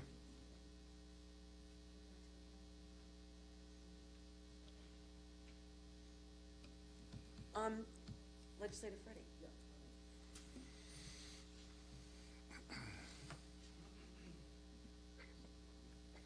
Okay. Thank you for your testimony today. Appreciate it. So I think that it might be fruitful to kind of discuss some of the things that I think this hearing has shown everyone agrees on. So correct me if I'm wrong, but I think based on the testimony from Judge Foskey and Ms. Kreisel and what I'm hearing from you, that it is the administration's intent that they want to hire and continue hiring in excess of attrition. That is correct. And it sounded like, and I think I got this right from Judge Foskey and from Ms. Kreisel, that the available lists, such as the 2020 list that's going to be available soon after the vetting process, will be fully exhausted in an attempt to hire these employees, correct? That is correct. And there's even an upcoming list that's not available yet, and that will also be vetted and then canvassed. Correct. And so it's the administration's commitment that they're going to continue to attempt to hire in excess of attrition. It is. So I just think it's, again, just trying to get some consensus here on an issue. I think that's good that we're all on the same page in that. And I think we should note that, just looking at these numbers, which I only had a chance to look at this morning, but looking backwards, and I've only been here since 2018, but for the last 3 years prior to 2022, so under the prior administration, the last 3 years, the numbers of correction officers went down each year. Correct? That's correct. And in those years, Andy, you were here, Tatum, you were here, I don't remember, and I might be mistaken, I don't have the best memory in the world, but I don't remember a commitment at any point in the previous administration to hire in excess of attrition. Is that correct? That's correct. Can I just, let me just put it in a little perspective too. Remember, I mean, the county was in a little different fiscal position back in the 2018 role, and now we're in a different spot. So we had to basically hold the line on head count to keep the budget balanced, and that was part of what my role was too, okay? But we But- still want to keep the budget balance, right? That's Same- one of my same thing. goals, so, Okay. but that said, just prospectively, you have to look back where we were. Fair So, enough. and now we are. But in terms of raw numbers, the head count did go down the last 3 years, and it did go up in 2022. Correct. So, again, I think we've identified many issues at this hearing. I think we agree on those issues, and I think it's a positive thing that when this ends today, we can all leave here agreeing that we need to hire in excess of attrition. And I think it's a good thing that this administration is not only saying that that's what they're going to do, but in 2022, maybe a small amount, but they did do that, right? Correct. That is right. We're trying to trend in the right direction, path forward. Okay. All right, thank you. Legislator Moore. Thank you, Chairwoman. So, you know, at the beginning of, and I wish to thank you also for your testimony. But at the beginning, we heard from President Sullivan, and he listed a large number of issues, and actually gave us a potential solution in terms of that would be something that the legislature would need to do in terms of accountability and demanding, actually, that certain reports come to us, and I would be interested to look further into that. But here's my question, and I'm a social worker, so I just can't help myself. Have all of you been talking about the issues and listening to one another? Because you clearly have subject experts, you know, with President Sullivan and his board, and certainly the other members. What is the communication procedure to try to get at the root of problems and to try to resolve them? We meet regularly, and I have an open dialogue at all times, no restraints with COBA, as well as with the sheriff, and it's a fluid, we're constantly in contact as needed, and I just want to say, if we had been given a list of specific topics and questions, I probably would have been able to be more productive in specific granular questions, so I apologize, we didn't know to what degree we were going to. But to answer your question, yes, we do communicate. We don't always agree, Of course. but we communicate. Okay, and is there room for productive dialogue in terms of, well, we can do this, but we can't do that, and, or, you know, I disagree with your conclusion because of X, Y, Z, or I see what you're saying, and maybe we can go in this direction. Yes, is and there? in fact, I believe just this week there was an open conversation about staffing and transportation that COBA raised an issue, and a change was made as a result of that. Okay. And then I'll just close by saying, you know, I very, very clearly heard that there is great discontent with the appointment of Commissioner Sposato. And it just seems to me that there were probably lots of people who could have filled that position and done it in a way that would get all of those goals accomplished. And so I'm really hoping that issue in and of itself, because I don't, it sounds like morale is just terrible right now.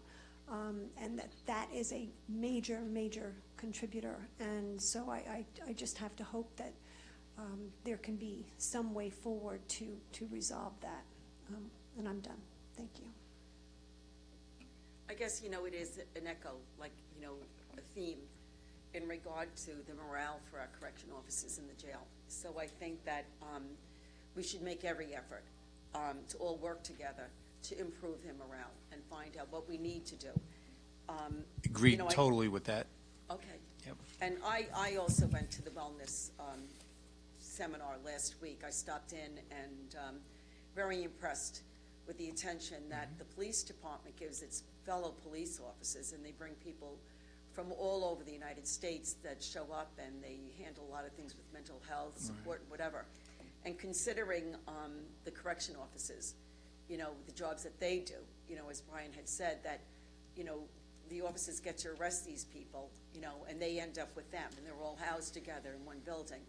So I can only imagine, and the fact is that since the morale is pretty much plummeting, I would highly recommend, you know, as one of the suggestion, that we look at perhaps taking some of the correction officers, getting them training and allowing them to be the wellness committee or wellness department to continuously work. And I think that that would also be a highlight when you want to hire new correction officers, that you could show that, you know, not only, but we're going to be there with you, we'll deal with your mental health, we'll deal with any issues that you have in your family to help you with this job, you know, being on the job day to day. And I really think that we need to take a look at this. And I also urge you to consider bringing in classes. And I thought we were going to do that a while ago, where they're going to try to provide some sort of training for the inmates so that they had something to do other than just maybe sit around and, you know, right? Yeah. Sure. Okay. Just, you want to? Do you want me? All right. You want me to finish and then you go, or you want to go? Okay. Sorry about the cross conversation. So, you know, for all of us, I think it's very, you know, important. And I do want to. We will be asking you for that. How about you say it, the SCOC report? You know, because I think that's very paramount considering what has happened recently at the jail. And, you know, I think that, you know, we need to take a look overall and place a priority, because we're not going to let this go at all, you know. And I do feel bad for you that you're, you know, 3 months here, you're doing this. Yeah. But in all honesty, you know, in fairness, because it's unfair to you, okay? It's unfair to you to expose you like this.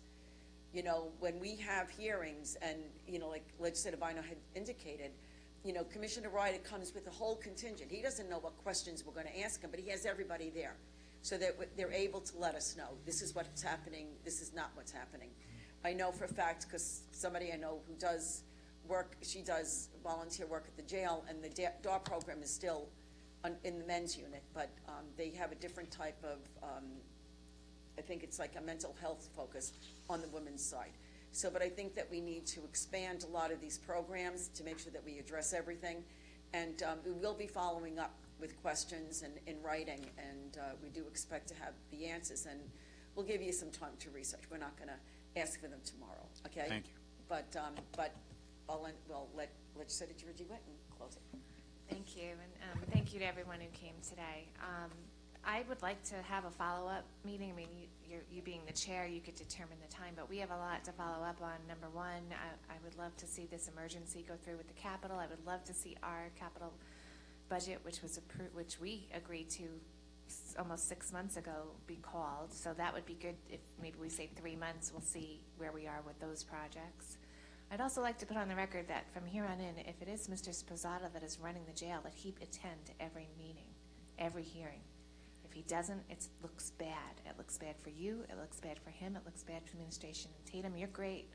You're very quick on answers with whatever subject you're talking about, but that's not what we're here for. We're here to hear from the people that are there every day, not from a spokesperson who can, you know, answer the questions off the top of her head. You're good at it. I know you've been here since the Swazi days. That's what we talked about. You've been doing that for a long time, but it doesn't give us any sense of security at all. If anything, I think you made him look weak in sometimes, because he didn't answer the questions, but he didn't even really have any dialogue with us. And I know your intentions are good and you don't have to answer. This is just my closing statement. There's nothing else to say.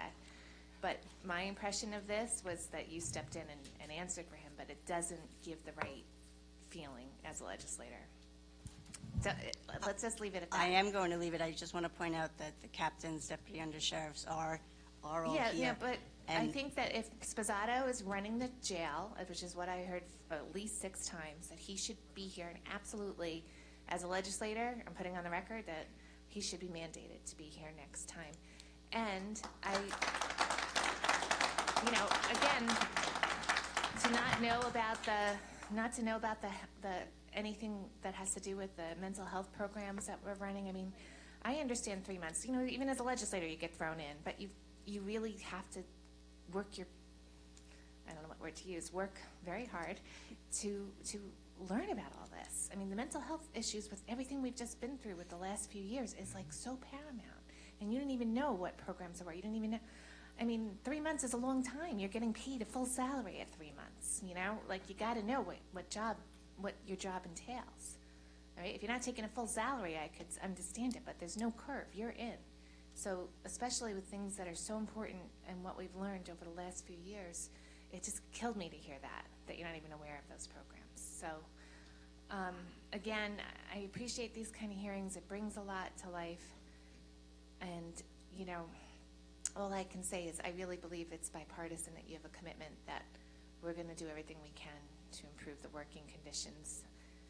Your lives are important to us, your safety, your health, your well-being, your mental well-being, and you have that commitment from us. And even though I will say I feel like I beat you up a little today, but I did it because I really think this is so important. And, you know, that's a commitment from all of us. So, thank you. All right, we have Legislator Ferretti. I just have to respond. With all due respect, Legislator Durgee-Whitten, I just find those last comments completely disrespectful to the sheriff. Number one, and we can all have our belief as to who's advising who or who is making fun. We can have your belief, but we have to have the record clear. And correct me if I'm wrong, at any point did you say that Mr. Sposato was running the jail? You three, sitting at the table. And who was making the final decisions on the jail? I would make the final decisions. Okay, so is Mr. Sposato doing anything without running it past you? Not at all. Is he acting as an advisor? And again, let me be clear. I understand that some people in the room might not think that that this is actually the case, but I want the record to be clear as to the testimony from the sheriff. Who makes the final decisions on everything that goes on in the jail? I do. I also just find it disrespectful that you're saying that Tatum was answering for him. I didn't see that. In fact, you just said you put him under a lot of scrutiny. I think he answered the best of his ability. I didn't see, you know, you disrespectfully called him out for being passed a note, and they held up the piece of paper, and it wasn't a note. You know what? We have a difference of opinion. Well, that's not opinion. That's it fact. Is She held it up. But it's also fact that you can read the record, and then you can get the answers if All you right. miss them. Well, I just think there's a certain level of decorum that we need to maintain. Well, yeah, and to say that he was being told what to say without you actually knowing that, I just find it disrespectful. We agree to disagree, but I will tell you right now that I felt that as a legislator, which is what I said, it's my opinion, that it would have been better off for the sheriff to be speaking for himself more than having Tatum. And Tatum, I respect, like I said, like we were just talking about, she's been around for a long time doing this type of job, from Swazi, you know, Mangano, all the county executives. She's good at what she does. She's very good. And that's great for Tatum, but it's good for us to hear directly from whoever it is, if it's the sheriff. I mean, the sheriff, that's a very important job in Nassau County. And again, it's tough to be on the hot seat, but that's your job. I mean, that's what you signed up for when you came in. You're responsible for the lives of not only the inmates, but of our correction officers who we really care about, plus the civilians that work there. You have a tough job, but you got to be ready. You got to be trained. You got to be well read. And again, my only point was that I felt when I asked questions and Tatum answered them, and I was directing them to the sheriff, I had to say 3 times that this is for the sheriff. It just gives an impression, at least to me, my opinion, you know, that perhaps you're not as well versed. And again, it's 3 months, but as a legislator or anyone, any of us, when you're in the job, you're in the job. So to say I don't know yet isn't acceptable for any of us. And you were an under sheriff for a long time. I mean, you know what the job, you know that place. So don't, you know, you're going to think but I think it'd be better impression for you to be answering the questions. Well, so with all due respect, legislator, the floor is mine. So we've heard that already from you. And I would just reiterate again, so you put that on the record. I did not see you passing notes. I did not see you whispering into his ear. Agree or disagree with what was said today, I didn't see that. So I appreciate that because I have been working for the county for a long time, so integrity is everything. So I was just trying to answer from the administration's perspective. The administration appointed Acting Sheriff LaRocca. I would never try to answer for him, and if that was the appearance you received, that was not at all intended on my behalf, not even once. Okay, it's just something to be aware of, so I appreciate it. All right, the last thing, Andy, I don't want you to feel left out. So I actually, you're here because I do have a question. Would we be able to get from you the detailed report on the overtime costs at the jail, broken down by in what jurisdictions, what days, so that we could see what makes up the $31 million in overtime? We have it broken down by what I would say secure posts and everything else, and we can break it down by individual and dollars and how much they've earned. I don't know if I individual, it's like you like. Okay, so you want to see I really yeah. don't care. They're working, they deserve the money. But I'd like to see, like, you know, is it the secure, non-secure? When you move people over here, you know, what was the emergency overtime? Did all of a sudden, like, you had to bring in extra people, you know, on Saturday and Sunday because something happened? You know, like, and I'd like to see that, okay? We have the detail broken out by different locations, yes. I mean, the movement you're talking about, I think there might be a little bit more, we have to get more. I think there's overtime sheets that the correctional facility actually signs that we'll have to do some type of mechanism. But they keep a record. We keep records of what the overtime is for and who it's for and where they're working. All right, so. and then who signed the overtime sheets? Yep. That would be absolutely perfect. No problem. We will get Okay. that for you.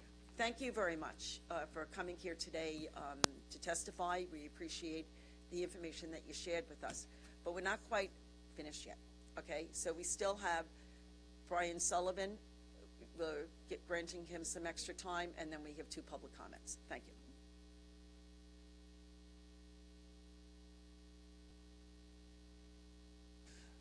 Hello again. Thank you very much. So I think that a lot of what happened here was very eye-opening. It's pretty obvious to me, to use some nomenclature, that for not just the last 3 months, but for a while now, this department has been upside down and on fire. And something needs to be done about it when it comes to hiring, when it comes to the number one concerns here is always about overtime. We spoke a little bit before about 2018 budget numbers and why things were done back in 2018, 2017.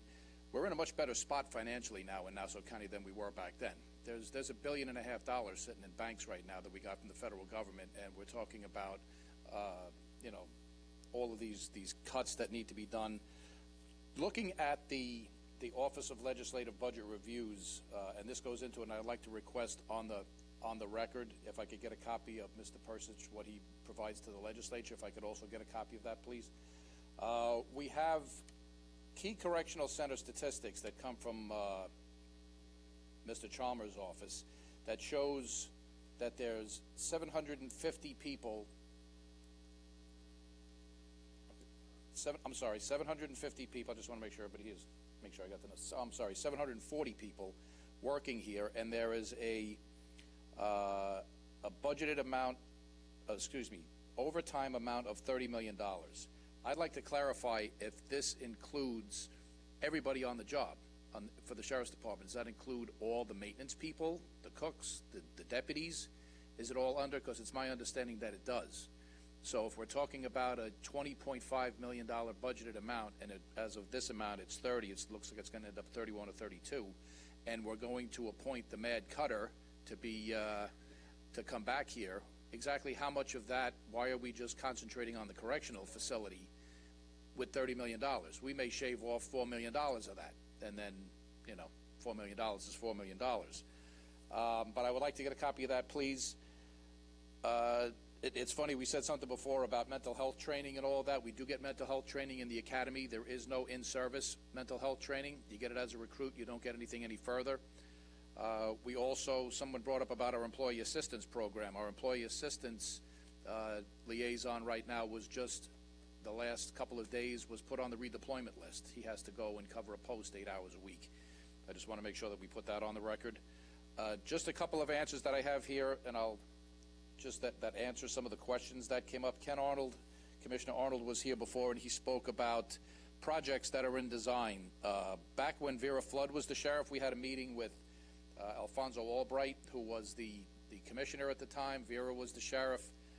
We had a meeting in my office with a lot of county people. Ken Arnold was there, and we talked all about these projects. Vera hasn't been the sheriff here in over 3 years. We talked about fixing B building and doing the windows and doing the moldings and all of that stuff. We talked about building a chilled water plant at the jail. This was all fantasy land. We have a 6-year master plan when it comes to infrastructure at the place that's about 20 years old. I think every 6 years we just put a new date on it, we stamp it, and we go forward, because these projects don't ever get completed. So the B building issues that we're talking about, now it's going to be done on an emergency basis. We've been talking about doing B building for at least the last 6 or 7 years.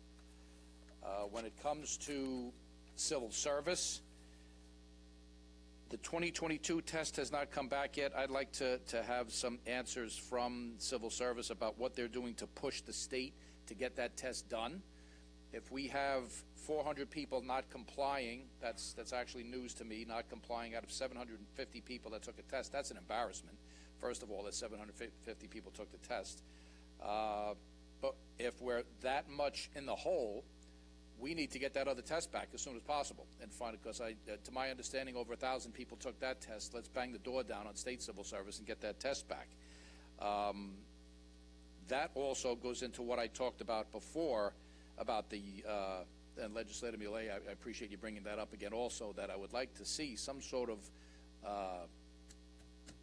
reporting requirement, like quarterly reports about exactly what's going on with all the stuff that I put into the record earlier. Now, also, to go with some of the stuff that goes on with the redeployments, just to clarify the record, at 10 p.m. is not when people get moved off of like the medical unit, things like that, and they go to cut people loose on overtime. That's a discretionary thing that's through the captains, through the TOR commanders. If there's people that are let go and the post coverage decreases, yes, they can go. Those are not the redeployments I'm talking about. There's a list of redeployments that comes out every day doing mirror reliefs from all of these different areas, medical and visiting. People that are running visiting have to actually leave visiting. Well, I'm not going to get on the record here. I don't want to state it for public record, but we lose people in visiting. We lose people in medical. We lose people in rehab that have to go and do mirror reliefs, things like that, in church services. 10 p.m., the people do stay in medical, but the CERT team also leaves at 10 p.m. The CERT team is done at 10 p.m. They go home. They don't work till midnight. The attrition thing that we talked about with the hiring, I don't know where we're getting a number of 2, that we're +2. Maybe we're splitting the baby of how much we're down. The one thing that I point to all the time is in 2020, when COVID first hit, we lost just about 70 correction officers through all the ranks that year. We didn't hire any because of COVID. So if we're going to match the 27 that came in this year and the 23, and then say we lost 49, it's 50, yeah, that's just the attrition rate. That doesn't cover the hole that was blown in this department of how many people we need. So that's a little bit of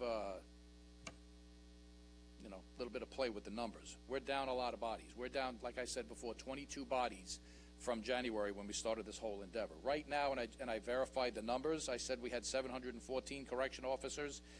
I stand a little bit corrected. Yes, we have 714, but that includes the 23 that are in the academy that don't get out until the end of January. So right now we have 691 correction officers on this job. The last thing that I'll say with all this, unless I'm missing a point here, I wanted to make a special point about that budget numbers, that I think it is actually very telling that Mike Sposato was not at this meeting today. I've been to meetings where the police department comes here and Pat Ryder is here, Kevin Smith is here, his number 2 guy, Chief Palmer is here, and there's more brass in this room than you can make 10 spittoons out of. We have the sheriff here, and I've known Anthony LaRocca a long time. I've said it before. I feel bad because he is trial by fire here, and he's getting beat up a little bit, I think unnecessarily because of the actions of somebody else. Unfortunately, he is responsible for it. We have all of our captains here, our top brass here, most of whom are still friends with me. Some of them aren't, I want to say. We have deputy undersheriffs that are all here, but the man of honor isn't here. So if we have deputy undersheriffs here, our captains and our sheriff, why isn't the guy that's, the point of focus in a lot of what I talked about here today?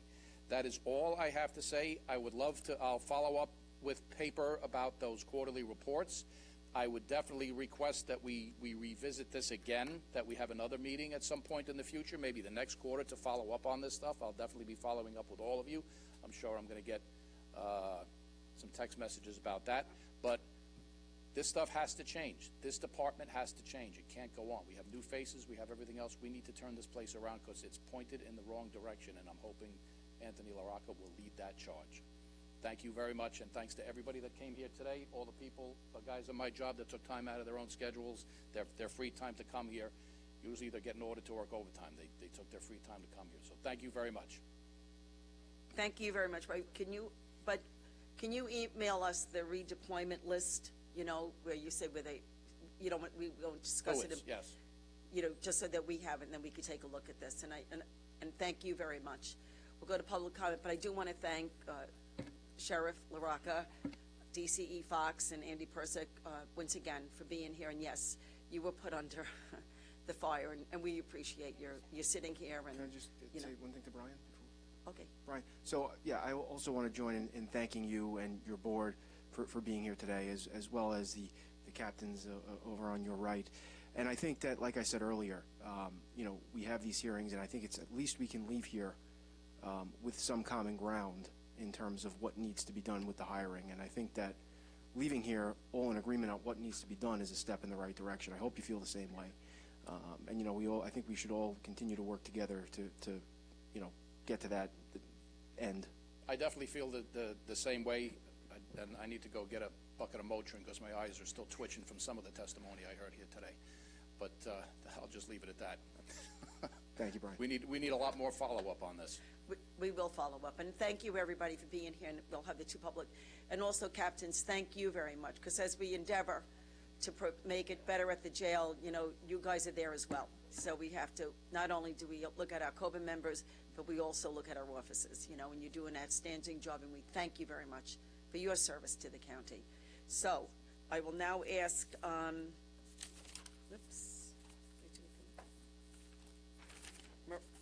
Maria Serralo?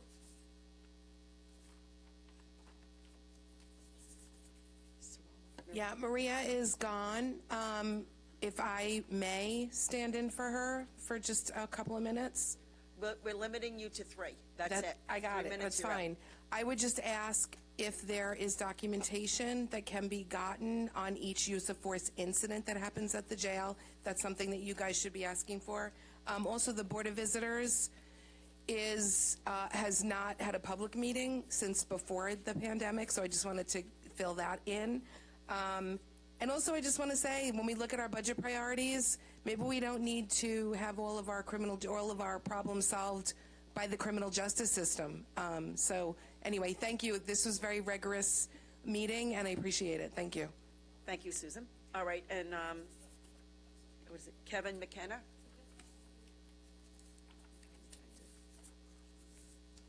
Oh, here it is.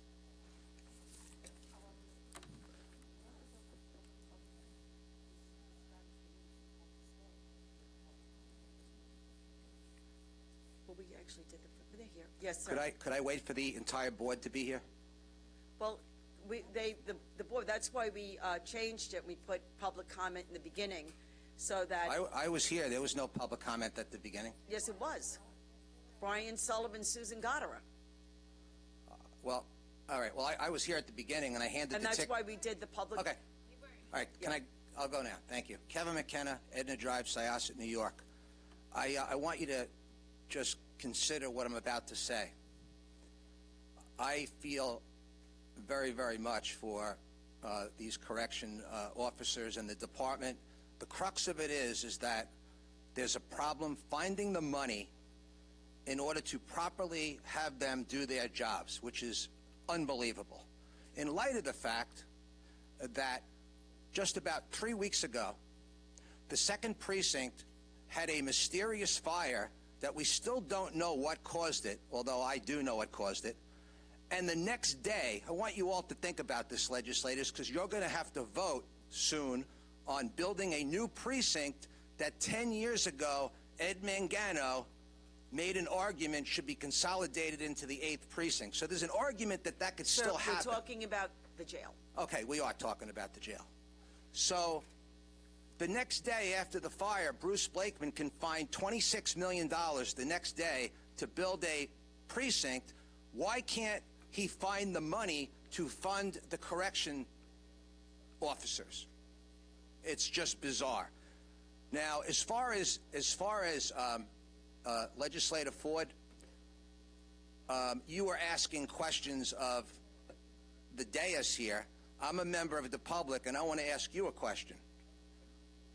Nassau, you have basically put them on the fire as to what they are doing in order to market the hiring of corrections officers. I am sure, Legislator Ford, and all the legislators, you're aware of the fact that we, the taxpayers, are paying a huge amount of money for a marketing department and a public relations department in Nassau County. So why aren't you offering that department that's funded by the taxpayers, that from what I could see, all they do is help to promote you all on your Facebook pages?